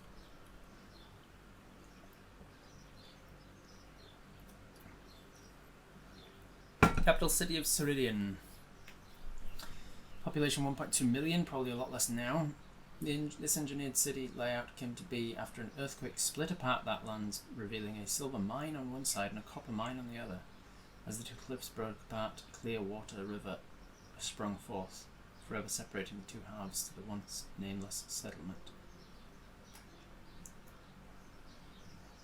Earthquake split apart the lands, revealing a silver mine on one side and a copper on the other.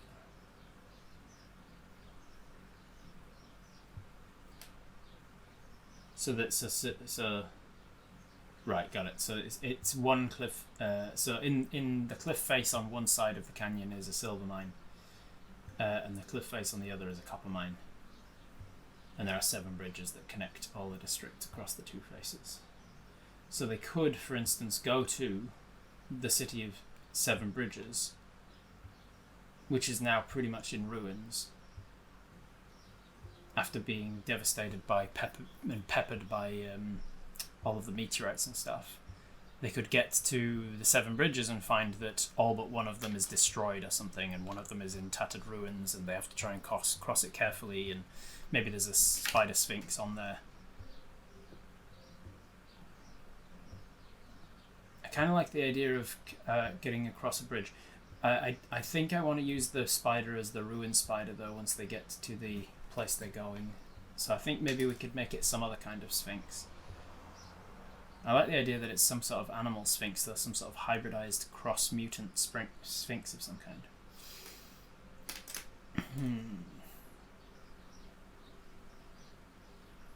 Silver, copper, stone, fish, and fresh water. Prism crystals, mirrors with faceted surfaces. Sun-warmed plaster, copper roofs, soundscape with large cogwheels ticking and water flowing. So I wonder if the City of 7 Bridges is a good setting for this.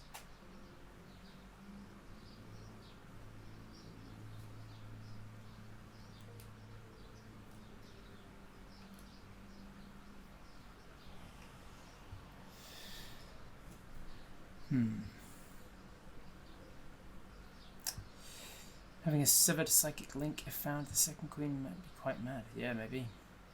City 7 Bridges was destroyed, a bot from my understanding. 6 of the bridges were crushed or exploded in the first episode. The 7th was off screen. Oh, good. Nice. Extra reason for them to have been destroyed then. After AJ's game, the 2 halves collided and are now 2 plateaus of different levels. That's cool to know. Thank you for that. It was the epicenter of the start of the calamity. Is there such thing as a Displacer Sphinx? There is now. Fuck yeah. Displacer Sphinx sounds fun. Yeah, hell yeah. Let's throw a Displacer Sphinx at them. Bagging with a Displacer Sphinx to cross some kind of Fey bridge or something, maybe. The cog was above the city, so likely survived based on the reference image used for the building. Okay. Okay. So the cog, 60-foot cog that was a vestige from the first era, now acts at the entrance to the central star, where the celestial globe, artists, and financial districts merge. Celestial globe, a sphere made up of crystal, an opera house for the upper elite. It's often used or visited by royals as a symbol of status.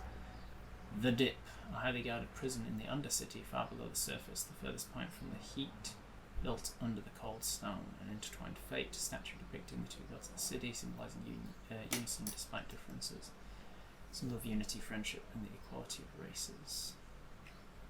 Bestian Palace, built in the centre of a giant marble sundial, palace made of silver and sapphire topped towers.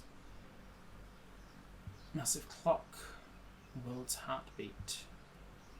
Unknown when, how, and by whom, or for what exact purpose it was built, yet it's the most technological item known in this era, and it's purely tech-based without any magic involved. So it never stops or needs repair, forever running. Legends say it doesn't depict the time, but counts the seconds until the world ends. Okay. The globe and the Undercity got crushed in the first game. Thank you, Melville. I'm glad you're here to remind me of these things so I don't accidentally use things that don't exist anymore. Crotora, crustacean insectoid species that lives in a colony with a queen worker structure like honeybees. Fish in the area, flora, occupations, religions and faith, cultures.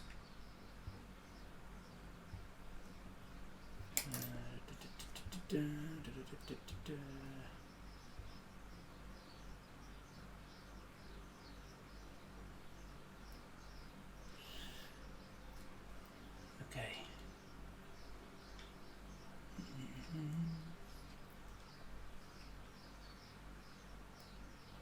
Alright, so it's something starting to come together here. So I'm thinking that I don't know where the Deadlands is, so I'm not sure that I'll use that one. I don't think I need to use the Deadlands trees, perhaps. What I am thinking is that we have them starting in Masadan and being sent north by whatever the quest giver is, being sent north to investigate the city of Seven Bridges, the ruins, the remnants of it. Be prepared for all sorts of dangers and stuff on the way. They get there and find that the vast majority of the city is just destroyed. There are 2 different plateaus. There's monsters. Nature's starting to reclaim it over the last few years. There's bandits on the way, stuff like that. They get there. There's plenty of places to loot and things, but they are specifically looking for remnants of the rocks that have fallen from Viridian. They encounter some sort of displacer Sphinx who gives them some sort of riddles. Maybe it's not to cross a bridge, but maybe it's like, you either beat my riddle and oh man, I'm going to have to come up with a riddle if I do this. Have I got enough time with 1 hour and 20 minutes to come up with a decent riddle? I reckon we can come up with a riddle together, can't we?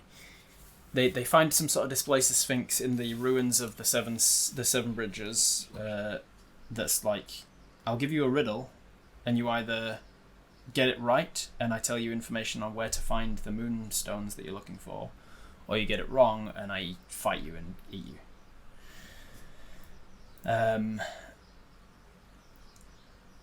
That could be fun. And then they get to the ruins where the moonstone is. They encounter a ruin spider. They defeat the ruin spider. They loot the ruins. They find the rocks that they're looking for, and then they can take those back to the holy city, Masadan, the holy country, and be like, "Hey, we're holy here. We have divinity and ties to the gods. Let's power these ex-god avatars up. These rocks that were once the moon, which were once the gods themselves. If anyone can work out how the gods used to work, it's Masadan, the holy city." Something like that. Does it sound like a fun? Is there some? It feels like there's something missing, but it feels like we're getting somewhere, right? The globe was updated during the play to be made of sapphire, so it became one of the damaged foci. Ooh, okay.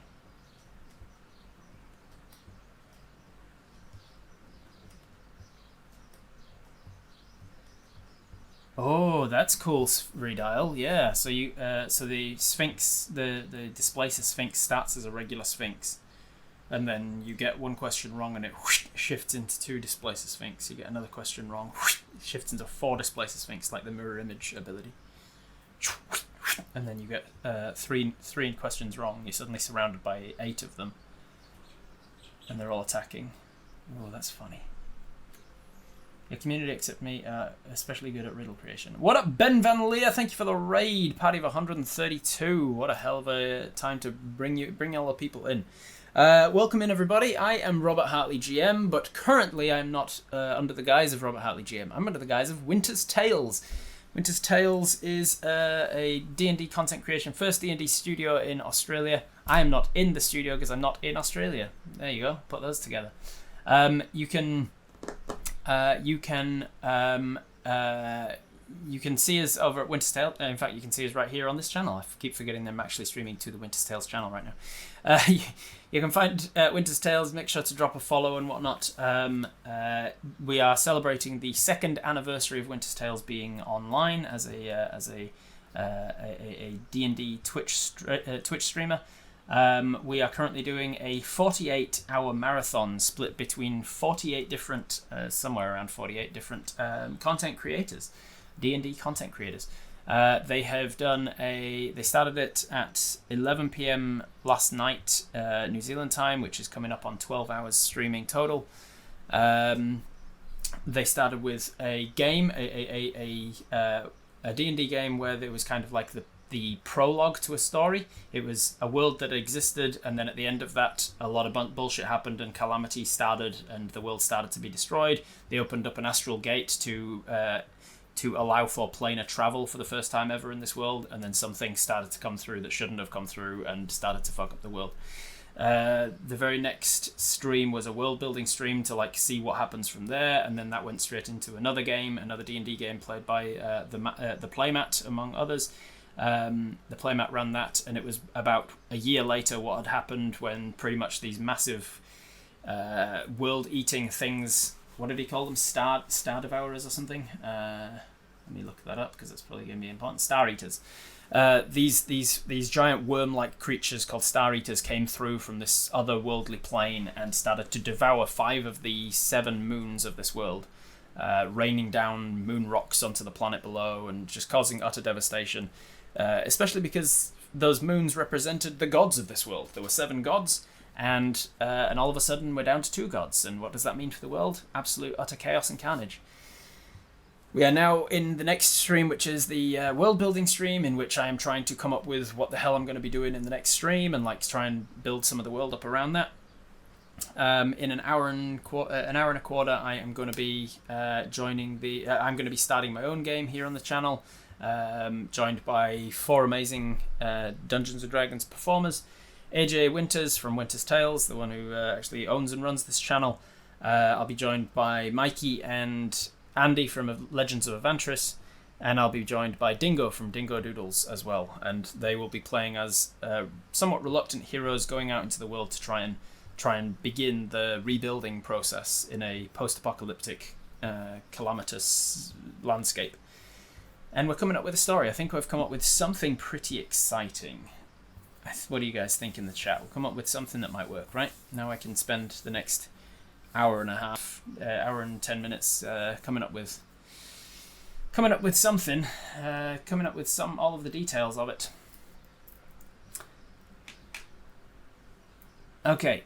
All right. Ben, could you stop losing all your HP in one hit, please? You're referring to the latest episode where you got hit with a finger of death. Was it finger of death? I think. All right.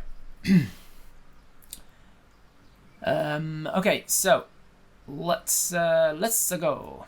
Which program are we using? The program you can see over there, over on that side of me, is called Legend Keeper. But I also have this document up, which is just a Google Drive document. So let's just recap some of the things from Game 1 and Game 2, so to try and like make this feel like it's part of the same world, to make sure I'm referencing things that happened in the games that I didn't actually run. This is a brand new experience for me. I've done a lot of things as a Dungeon Master in my time, but this is the first time that I'm ever running a 3rd game in a series where I haven't actually watched the first 2 games, and I'm going into it almost completely blind, not knowing what the hell I'm going to be doing. So this is a brand new experience, and it's going to be a lot of improv, but I'm looking forward to it. It's pretty exciting. Thank you for the follow, Godspawn. Alright, so the entire world was changed. The landscape of the Ceridian Empire shifted into 2 levels, the Underlandscape and the Floating Rock. Ooh, that's fun. They could encounter some shit about floating rocks. Because I was thinking about using some gravity bullshit during the game, because the new god that emerged, the 7th moon that emerged, was called the god of gravity and consequence. So I was figuring I might have some fun playing with gravity a little bit in this one shot. The Underlandscape and the Floating Rock. Volcanoes erupt and killed all of the people of Ashenfell. The frostlands are beginning to melt. The storm god is swirling around the bottom continent with floating mountains and anti-gravity landscapes within the storm, and that's what happened in the 2nd game. All of those floating mountains crashed down into the sea as the storm god started to die, I think. The islands are flooding or sinking beneath the ocean, and the sleeping mountain awoke. The city of 7 bridges was drastically destroyed and altered by the 2 cliffs crashing back into each other at a rapid pace with great force, snapping the bridges and burying the mines and all of those inside of it. Ooh, that could be interesting. The ruins... Oh, nah. It's not going to tie in with the moon rock crashing down, because the moon rock crashing down couldn't... Oh, no, the moon rock could have crashed down through... okay. Some of the moon rock of the Viridian moon could have crashed through the ground and into, like, an abandoned mine shaft and fallen into the mines below, and then they investigate the ruins of the old mines under the ground, perhaps. Oh, but we wanted it to tie into druids a little bit so that we've got a reason for the Goodberry guy to go on the quest.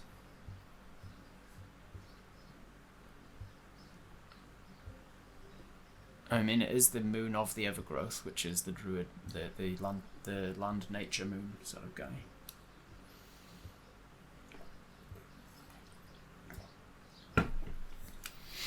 There's some way to tie all of this together. The solar flares were overpowered by several people trying to teleport to safety at once, caused many split arrives where people die instantly and were cut in half. Ugh, splinching. The sequence was: Princess started casting, the first bridge exploded, a mountain was ripped from the ground, which has 2 villages on it. As the moon changed shape, there were 7 moons. One of them people didn't know about because it was a charcoal moon or something, I think, and so it was hard to see, and they only thought there were 6 gods, but there was actually 7. When they started casting this shit, it awoke the 7th moon, and the moon turned from charcoal to amethyst. It also ripped open like astral plane travel, and these giant worms called Star Eaters came through. They devoured the power. They, like, as they approach the moon, they grow in size as they sap the moon of the power, and the moons go darker and darker, and then they explode into rubble, I guess. They destroyed 5.5 of the 7 moons. The storm moon went from a full moon to a crescent moon in colour. Like, it seems to have been sapped of most of its power, but not quite all of it. So the storm moon has somewhat survived, and then the new moon has survived as well. But all the other moons destroyed and fell out of the sky, causing all sorts of tidal problems and gravity problems and stuff in this world, as far as I understand it. The hidden god was called upon, is not completely back in full form and power, but is able to manifest consequences and control gravity in the world. The astral gates were opened, letting whoever or whatever through them. There are multiple gates. The new heir to the throne, Princess Penelope, made it through the gate to safely. So she disappeared into a different plane of existence. Nobody knows what happened to her. But that's going to be sort of, from a storyteller's perspective, that should come back around and be something good in the last campaign, like in the overarching thing, not in my game. It's having some sort of tie-in to her, like a hint to her existence, maybe. Like there's some sort of power that speaks to the cleric, perhaps, that in the princess's voice. That could be fun. Like AJ's playing a cleric, so she's in tune with the gods a little bit more. Maybe Penelope is becoming a god. I don't know, something like that. So having something that AJ can do something with, a tie to Princess Penelope, perhaps. One of the queens is dead, the other is missing, and Penelope unintentionally killed the first 7 heirs / her siblings in a wish with the hidden god. Jesus, okay. There are 3 new goddesses: Dusk, Peace, and Loyal. Dusk, Noon, and Dawn. Okay. Everybody has advantage on con saves at dusk, wisdom saves at noon, and inspiration is given to them all at dawn, but it needs to be witnessed. Witnessed by whom?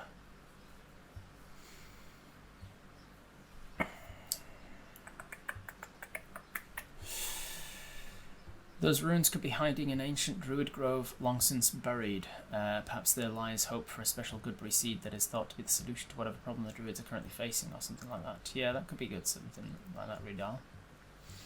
The law for that one is that during the first era, the mystery god was erased and everyone did not remember it. During the first era, mystery god was erased. Ah, okay. Did the worms eat the planet if they were made at the same time? No, not the planet. Just the moons, and then the worms ate there were 6 worms to arrive and eat the 6 moons. 5 of them survived and then disappeared, like 6 succeeded and disappeared. The 6th one was killed by the heroes of game 2 before it could finish eating the 6th moon, which is why the storm moon survived partially. The worms were absorbing the power from the moons. Yes, yeah. Read forward, went to bed, and then create pictures of the goddess in the Discord. Ooh, nice. Moons are made from the same stuff as worlds, unless it's all made with magic and not made like that. I think they were all magic moons. It has to be magic moons because there were 7 moons on this planet and it hadn't ripped it apart from tidal forces. Don't bring your astronomy degree in here, fancy. Jesus Christ. Is Sebastian in the world? Of course, you know Sebastian's going to be in the world.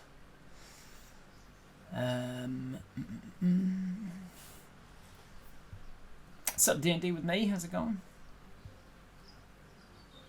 If they're underground or in a temple, they don't get inspired, maybe? I don't know. No worries, Southern Skies. See you in 9 hours.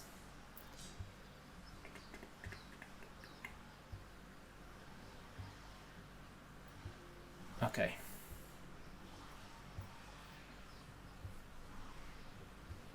What stayed the same after Game 1? The countries and societies were still the same. The 6 gods were still present. Magic was still influenced by the 6 gods. There are still 7 moons in the sky. Princess Penelope, unconscious, bright purple eyes. 3 new moons on the horizon, which is the chosen places of the new goddess. No, 3 new mountains on the horizon, sorry. Chosen place of the new goddess. Alright, so the new mountains on the horizon. Alright, then Game 2 happened. Masadan, follow the storm god, manifesting change, conscription to the priest. Blue moon of the storm god, slowly starting to turning crescent, turning dark. Ceridian Empire, charcoal moon, doubt, resentment, ferocity, airbird symbolism. Dusk brought in hope. Okay. Rise of a cult from the god of gravity, blocking out the sun and using the moons to tether the world. Era of darkness, memories raised. 80% of the population has died. 5 out of the 7 moons have destroyed. The charcoal moon is now amethyst. The blue moon is the storm gods is barely hanging on. There's no god of death. Players shared information on how to fight the Star Eaters. And then we've got Haste, Renee, Cocoa, Muffin, and Cognac. I think I need to reference them. So to include references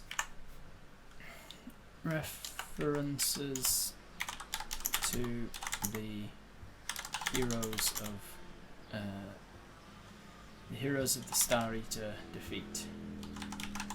I feel like there needs to be like a day of something, like a day that they defeated the whatever, and it's like referred to in history as the day of whatever. Day of reckoning, day of defeat, day of hope. The Doomsday. No god of death, so no death. No god of death, so no speaking with dead, no resurrections, no revivals, revivifications, no raising the dead. Clerics of the grave domain aren't as powerful anymore, that sort of stuff. Who is that? I think I just saw somebody flash up. Thank you for the follow.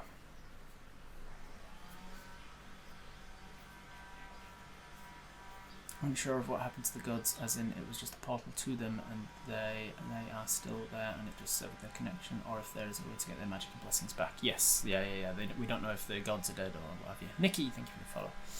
We don't know if the gods are dead or whether they're just disconnected from the earth now that the moons are gone. Constellations representing the heroes. Maybe. Your neighbours hating on nature again? Yeah, they've discovered that I'm streaming again.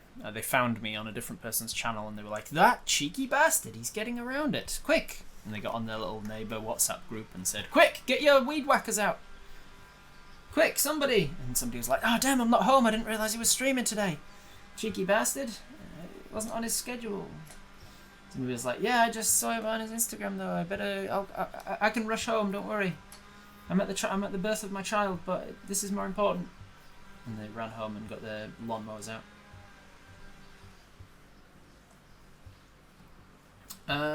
Okay, so game 3. We're getting into game 3. So we're gonna have exciting and valuable stuff to loot from old ruins. So I need to come up with what that excitable, valuable loot is gonna be.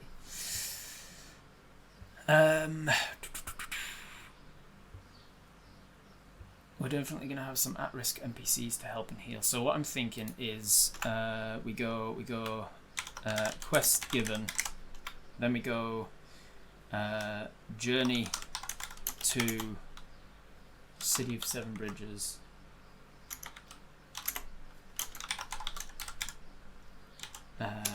encounter with bandits on the way just an easy one so that they can experience fighting together as a group, get a little bit of cohesion for them before a big old fight, and also discover some exposition from the Going with bandits, loot and exposition from the merchants they save. Hardly merchants in a world like this, right? From the people they save. What sort of exposition can they get? Something that hints at good breeze. To hint at Druid Grove. Or something that gives them a hint to the solution to the riddle. Man, I'm really putting pressure on myself to come up with a good riddle, and I've got less than an hour to do it. I've got 40 minutes before the people jump on a call. Then arrive at city,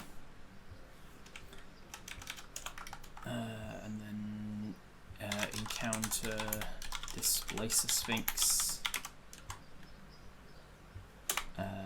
Either riddle right or fight.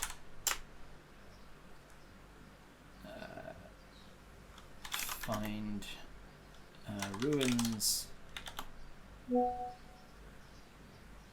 Encounter. Find ruins, encounter ruin spider. Loot and find moon rock. Return home. Return home.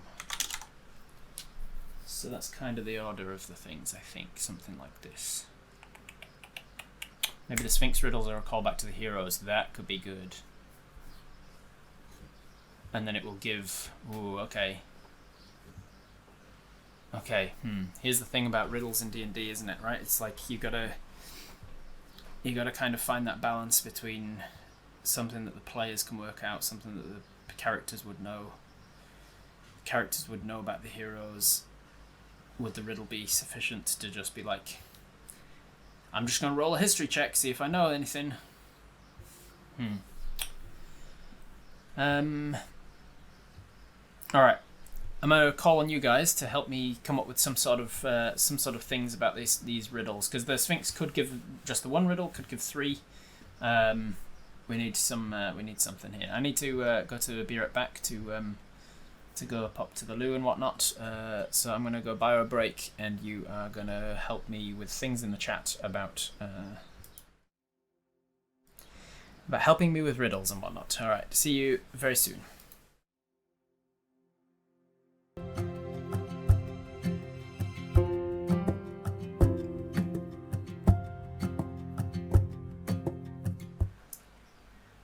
Alrighty then. I also changed into some shorts while I was gone because fuck, it's hot. It's so hot in here, mate. So hot. Sup, Prit, thank you for the follow. Alright, let's head to here again, group. Let's go to... Nope, not this one, sorry. This one. Whoop, there we go. Alright. Let me see what you got. If they're in 7 bridges, the valuable stuff could be solar tech, silver, and copper. Thank you. Yes, solar. That's exciting stuff. Solar tech. Although, solar tech. So it could be a weapon powered by solar stuff, which could be interesting. But Masadan doesn't like the technology, right? Because it goes against the gods or something. Solar tech, silver. And gold, silver and copper. So they could get silvered weapons, maybe. Silvered weapons could be good against the... I don't know. Silvered weapons may be good against the... Yeah, silver doesn't tarnish. No, silver does tarnish. Gold doesn't tarnish.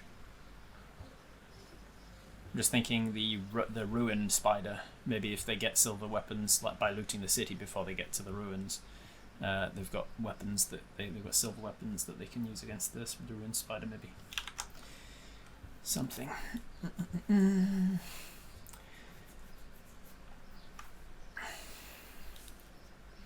The names could be represented by items mixed in with various other items. One of the riddles could be for them to pick out the items that correspond to the heroes. Ooh, I like that, Reedal. That's good shit. Okay. Items to pick from a Grizz. It gives me very much You Chose Poorly from Indiana Jones. Items to pick from a selection of items. So what would they be? Like boots of haste. Who are the heroes? Haste, Renee, cocoa, muffin, and cognac. Easily, like cognac and muffin are already items. Cocoa, you could have a cocoa bean or something, or chocolate, or cocoa powder or something. And you've just got haste and Renee. Haste could be like boots of haste or coffee or something, and then Renee. What would Renee be? Renee, the grave cleric. Maybe a tombstone or something. Renee, grave cleric. It's a bit of a stretch. Yeah, I like that. An actual muffin, yeah.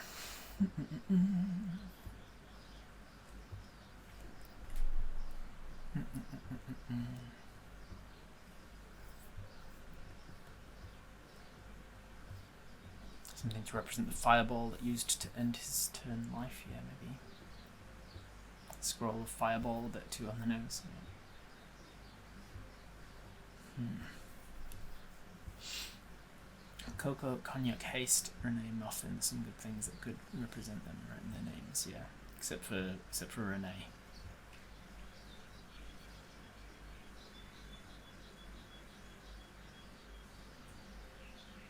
Throw in some sourdough bread and a cupcake, stuff for red herrings, yeah. Charcuterie board.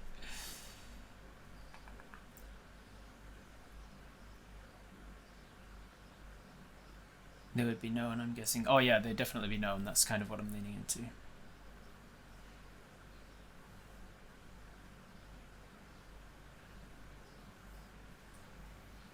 Evening, Ian. How's it going? You got no idea what's going on? Hey, that makes two of us. I am making a world that I'm about to run in half an hour's time-ish. And I don't really know much about the world, so we've kind of been putting it all together ourselves.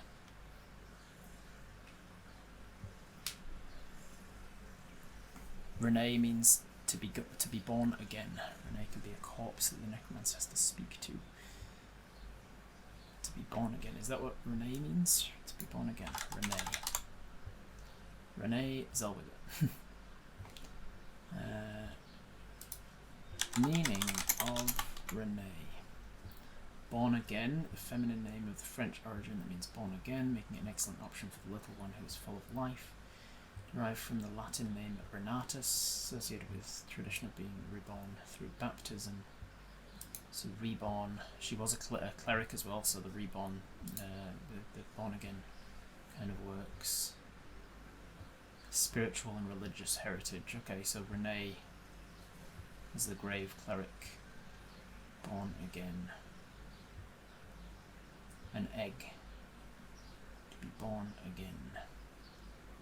Be reborn. What is an object that represents being reborn? To be born again. Egg is not so far-fetched.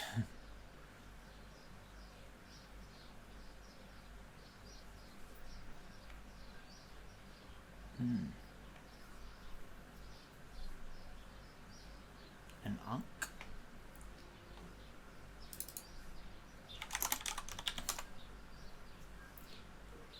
Ankh signifies life. In Egyptian mythology.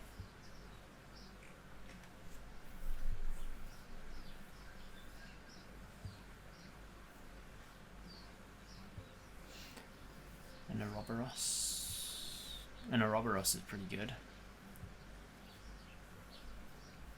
What could you make out of cocoa, cognac, an egg, a muffin, and haste? What is the haste going to be? Coffee? I have an idea for a riddle that I was thinking about while I was away. I just need to finish it. I've got like 60% of it. I just need 2 more lines that work. I need to make them fit. So actually what I'm going to do is I'm going to chuck us over to this one again, and I'm going to see what have we got that is 7 bridges, 7 islands. We've got the Salt of the Strays. Mostly humanoid people mutated the genes, breathe into water. 7 islands and underwater city make up the country known as the Salt of Strays. The archipelago is made out of 7 islands that people sail directly into the control of the god of the seas. Left. 7 seas. Salt of Strays.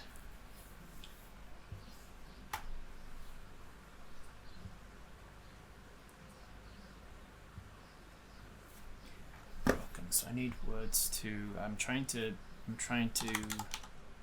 not give away to you guys what I'm doing here, so that you can, when you see the. It's not working. Not right.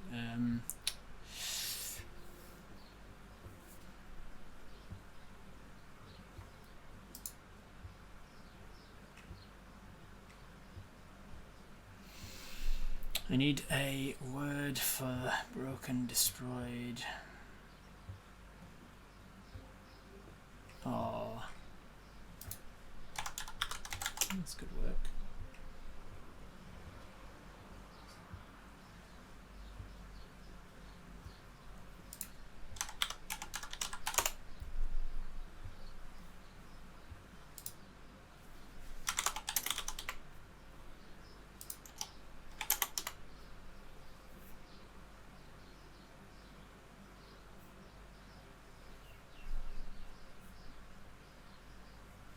Okay, this could be something. Give me a second. We've almost got a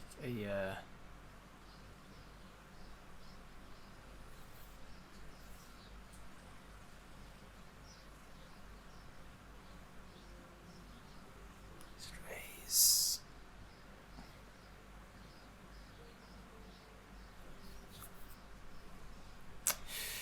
And then I just need.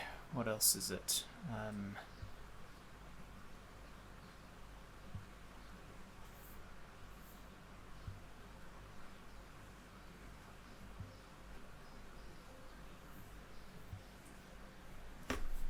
Okay, I think I've got it. Let me just double check something. What's up, Ian? How's it going? Oh no, I already saw that. I think I've scrolled back up somehow.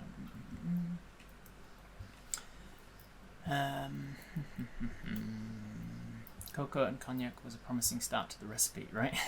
Cocoa, cognac, coffee. Cocoa, cognac, coffee.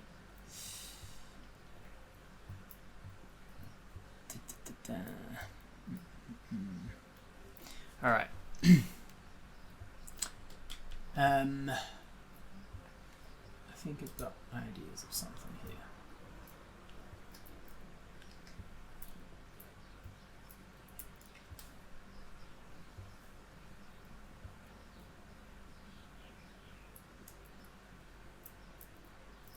Okay, so that's one of them. I think that works.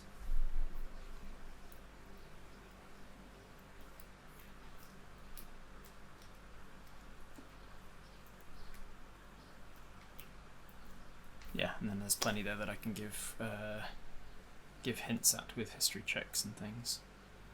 Okay, and then the second riddle is to pick out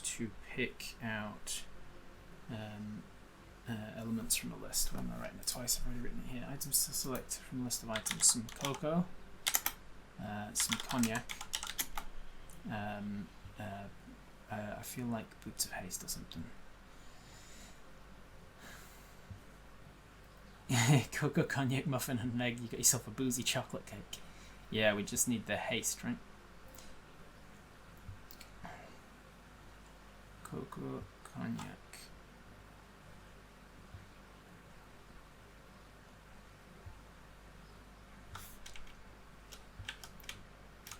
cocoa bean, bottle of cognac, a muffin.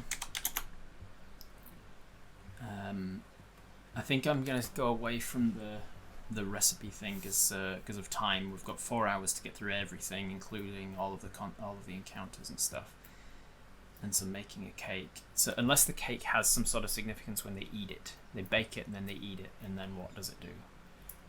It gives them all like a hero's feast or something. That would kind of set them up to be going up against something more than just a ruined spider, as if they're going to be going up against something that's going to be super dangerous. Ruined spider doesn't feel like a BBEG for this campaign. They need something that's specific to them. What would they be going up against? I feel like they need to be going up when they touch the rock. When they touch the stone that they're looking for, there's like a surge of power and it becomes like sentient, like an elemental rock monster sort of thing that is the embodiment of the god, the ever whatever it was called. What was that god called that I'm going to be using as a main campaign in half an hour? The Evergrowth. I feel like the Evergrowth, they go up against like an arch-druid sort of embodiment of the moon. The moon itself becomes this like acting on impulse kind of almost non-sentient version of some sort of some last-minute protective energies that the Evergrowths have, and so it becomes this like sentient rock monster stuff. I think that'd be kind of cool.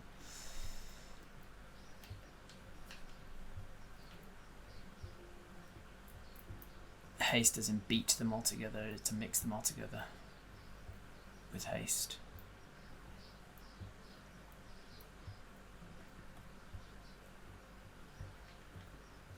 That's kind of cool actually, yeah, adding haste to them all. So how do you so you make a muffin out of it. So you've got egg, cognac, cocoa, and then you get flour. Flour, kind of like, why would they pick flour? And then they've got to bake something out of it. Beat it together. So what's the so I need the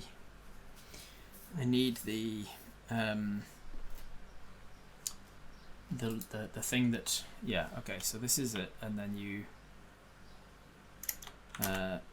beat together with haste, bake into muffins, and eat and provide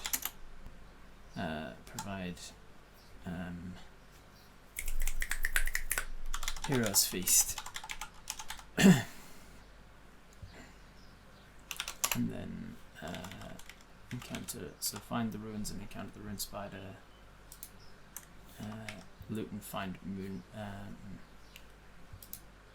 encounter ruined spider and moon rock, and moon rock becomes guardian, like the guardian of nature, guardian. Defeat and return home. Something like that. Egg, cognac, and cocoa is already eggnog. Frothy eggnog sounds very fortifying. Yeah, man, let's do it.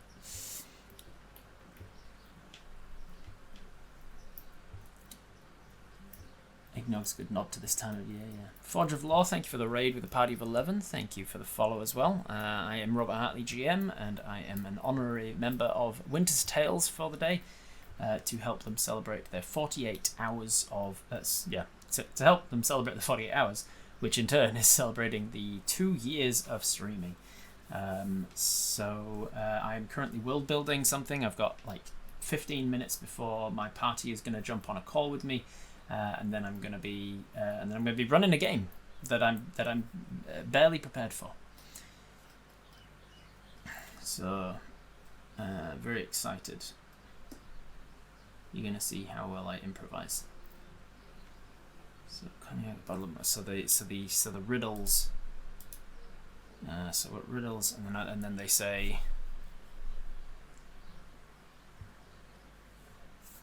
Displace the Sphinx.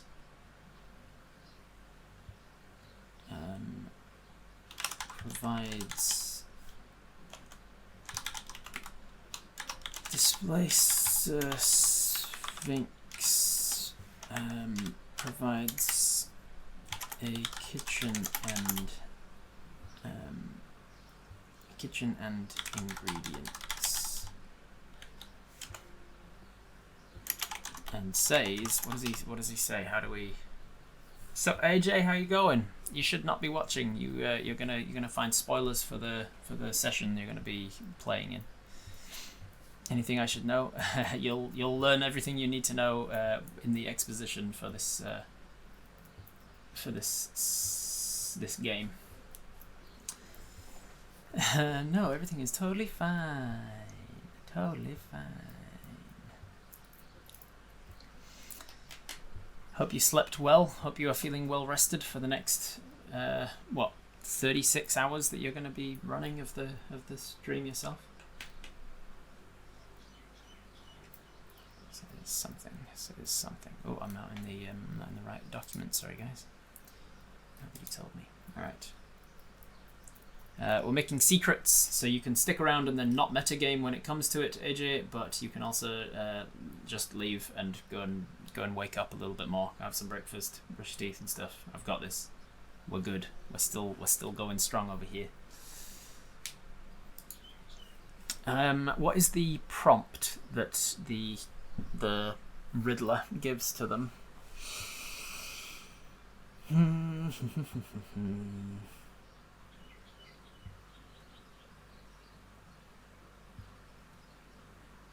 Something about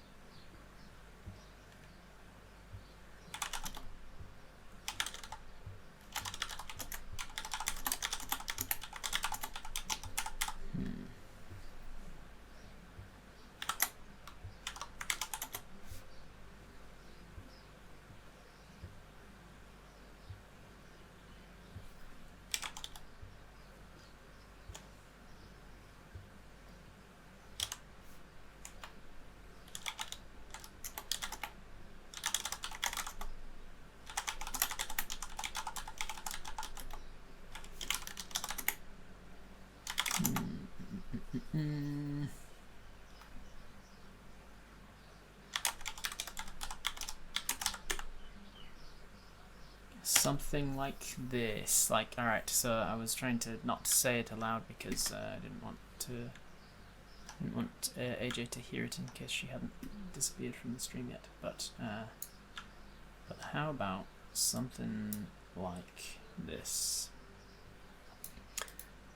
Talking about appetite and feeding and things, saying the worms from afar had a taste for the celestial, but some foods were not to their taste. Had a palate, enjoyed had a taste for. I don't want to say taste, but to not to their palate. Is that correct to say, to use palate in that respect? Not to their palate. Does that work? When is the one shot? Starts in half an hour's time.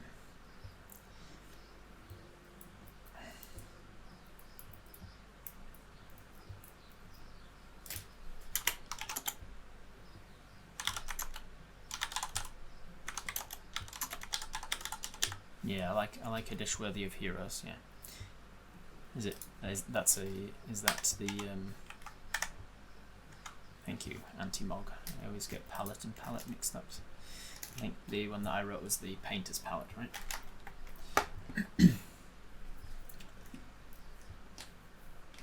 The worms from afar had a taste for the celestial, but some foods were not to their palate. Make me something the Star Eaters would find unappetizing, a dish worthy of heroes. I feel like this should rhyme. What rhymes with palate? Fallet. Fallatio. Fallet. Phallic. Palate. Or taste. What rhymes with taste if I swap palette and taste around?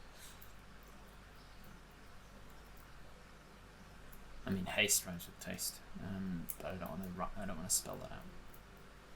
Oh, maybe I do. Maybe that's the hint, because haste is the one that's a little bit like on the Okay, so if I swap these around, worms from afar had celestial palates. Yeah, celestial palates. There we are. The worms from afar had celestial palates, but some foods were not to their taste. Make me something that the Star Eaters would make me something to revolt the Star Eaters. Revolt also has two meanings of revolting, but like also the revolution of pushing back against an authority, which is what the heroes did when they took down the Star Eaters, so that's good.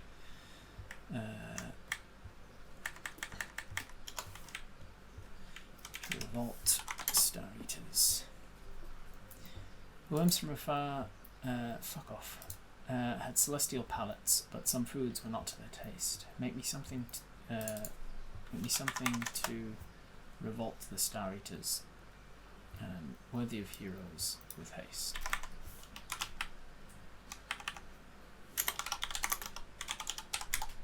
With haste. That's kind of cool. That's kind of a fun riddle, right? The worms from afar had celestial palates, but some foods were not to their taste. Make me something to revolt the Star Eaters, worthy of heroes, with haste. And prevents them with these things and more. Like, what are the other sort of red herring items? Ingredients to pick from. Selection of items.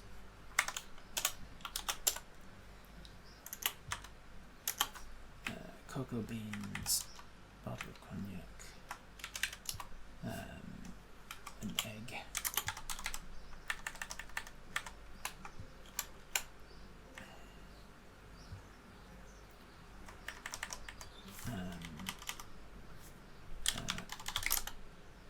muffin tins, baking trays, saucepan, frying pan,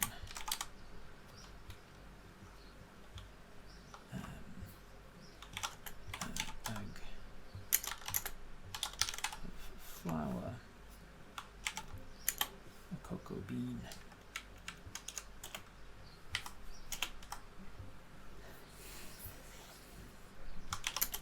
bottle of wine, a bottle of sherry, a bottle of cognac, a bottle of gin,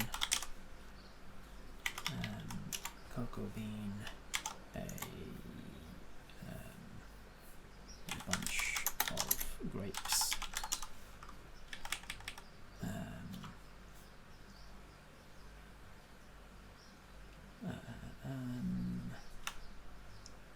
rashers of bacon, an egg,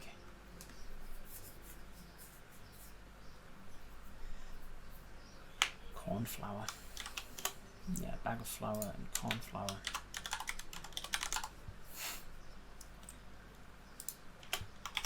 bag of corn flour, measuring spoons,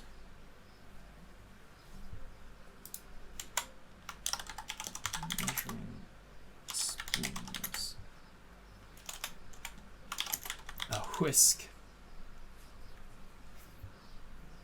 raisins, bunch of grapes, a bag of raisins. Alright, I think we're good.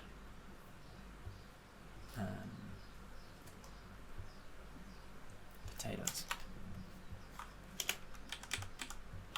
Potatoes, tomatoes, and a statuette of dragon. Just to be like, what? one of these things is not a device for whatever. Salt, pepper, and a dragon. All right, a frog, a live frog.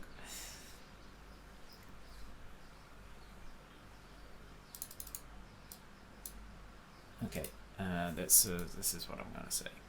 Baking trays, muffin tins, a saucepan, a frying pan, measuring spoons, a whisk, a bag of flour, a bag of corn flour. So what I need to do to set up, so the players haven't necessarily watched the last couple of things, and they'll have no idea on what to go on. Okay, so what I will do is I'll need to include at the beginning, when the quest is given, some sort of exposition about the heroes of old.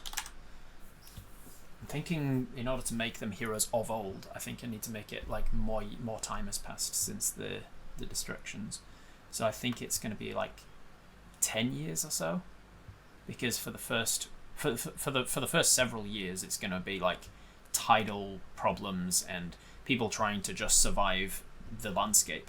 The loss of 5 out of 7 of your moons on a planet, it would cause utter devastation to the tidal forces on the planet. There'd be all sorts of volcanic eruptions and earthquakes happening frequently. There'd be tidal waves, and especially because there's a god of gravity that's just fucking with things now, and he's kind of still finding his feet as the head of a new domain. So I think a good 10 years at least since the death of the Star Eaters, the disappearance of the Star Eaters has passed.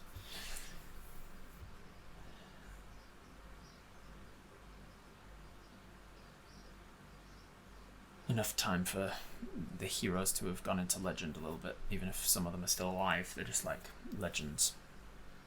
Oh yeah, the head of lettuce. It's gotta have a head of lettuce. I've got to somehow include a chance for the the turtle to chase a head of lettuce.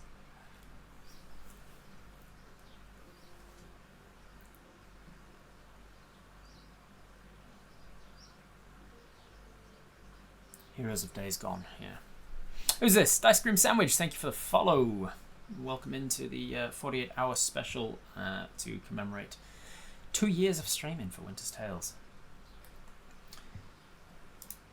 Okay.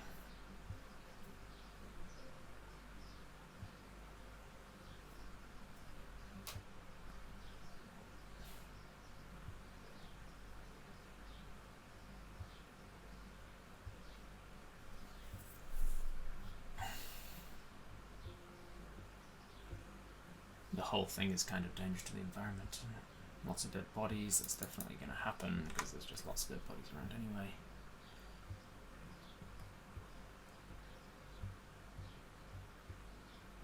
To reference the heroes, okay. Okay, whew, man. I've never been this unprepared for a game before. This feels very different. I've got 20 minutes, but I need to jump on a call with my players now and double check that everybody is good. All right. I'm going to just jump into a call with them on Zoom. Double check that it's all good to go there. Everybody's good. Hooey. There's dead bodies everywhere. Let's make a cake. Yeah. Just going to break in 5-ish. Oh, I will. Yeah, I'll definitely go on a break in 5-ish and just getting the last things. Cocoa contains theobromine, which literally means food of the gods, and is the major feel-good chemical in chocolate. Damn, that's cool. I didn't know that, Faulty. That's good to know. Alright, let me join the stream over here. Let me turn down turn off the headphones so you guys can't hear them. Hello everyone, how's it going?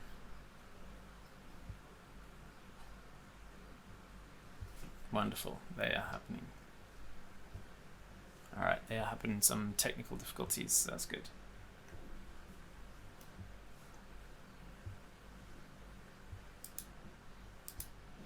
All right. Okay, we're good. We're gonna have a snack before the game. Yeah, I'm gonna have a snack before the game. All right. So I think we're at a good place, guys. I think this is pretty exciting stuff. Thank you to the chat for helping me come up with this stuff. I'm gonna head on a be right back screen. They can't hear you. Don't worry, guys. I've muted what's coming through my headphones, so I can hear you guys, but they can't. I'm gonna head to. I know. I'm going to head to a be right back screen. Thank you to the chat for helping me come up with this this plot of this campaign I'm about to run for the next 4 hours. I've never been this unprepared for a one shot before, but I'm very excited to improvise it as we go. Oh shit, they can hear me. I mean, it's very much all thought out and well prepared. And we'll see you guys in about 15 minutes. So go get yourself some drinks and snacks and stretch your legs. Go walk the dog, do the things you need to do, and then you're not going to want to miss this upcoming campaign. So I'll see you back here in 15. Bye, everyone.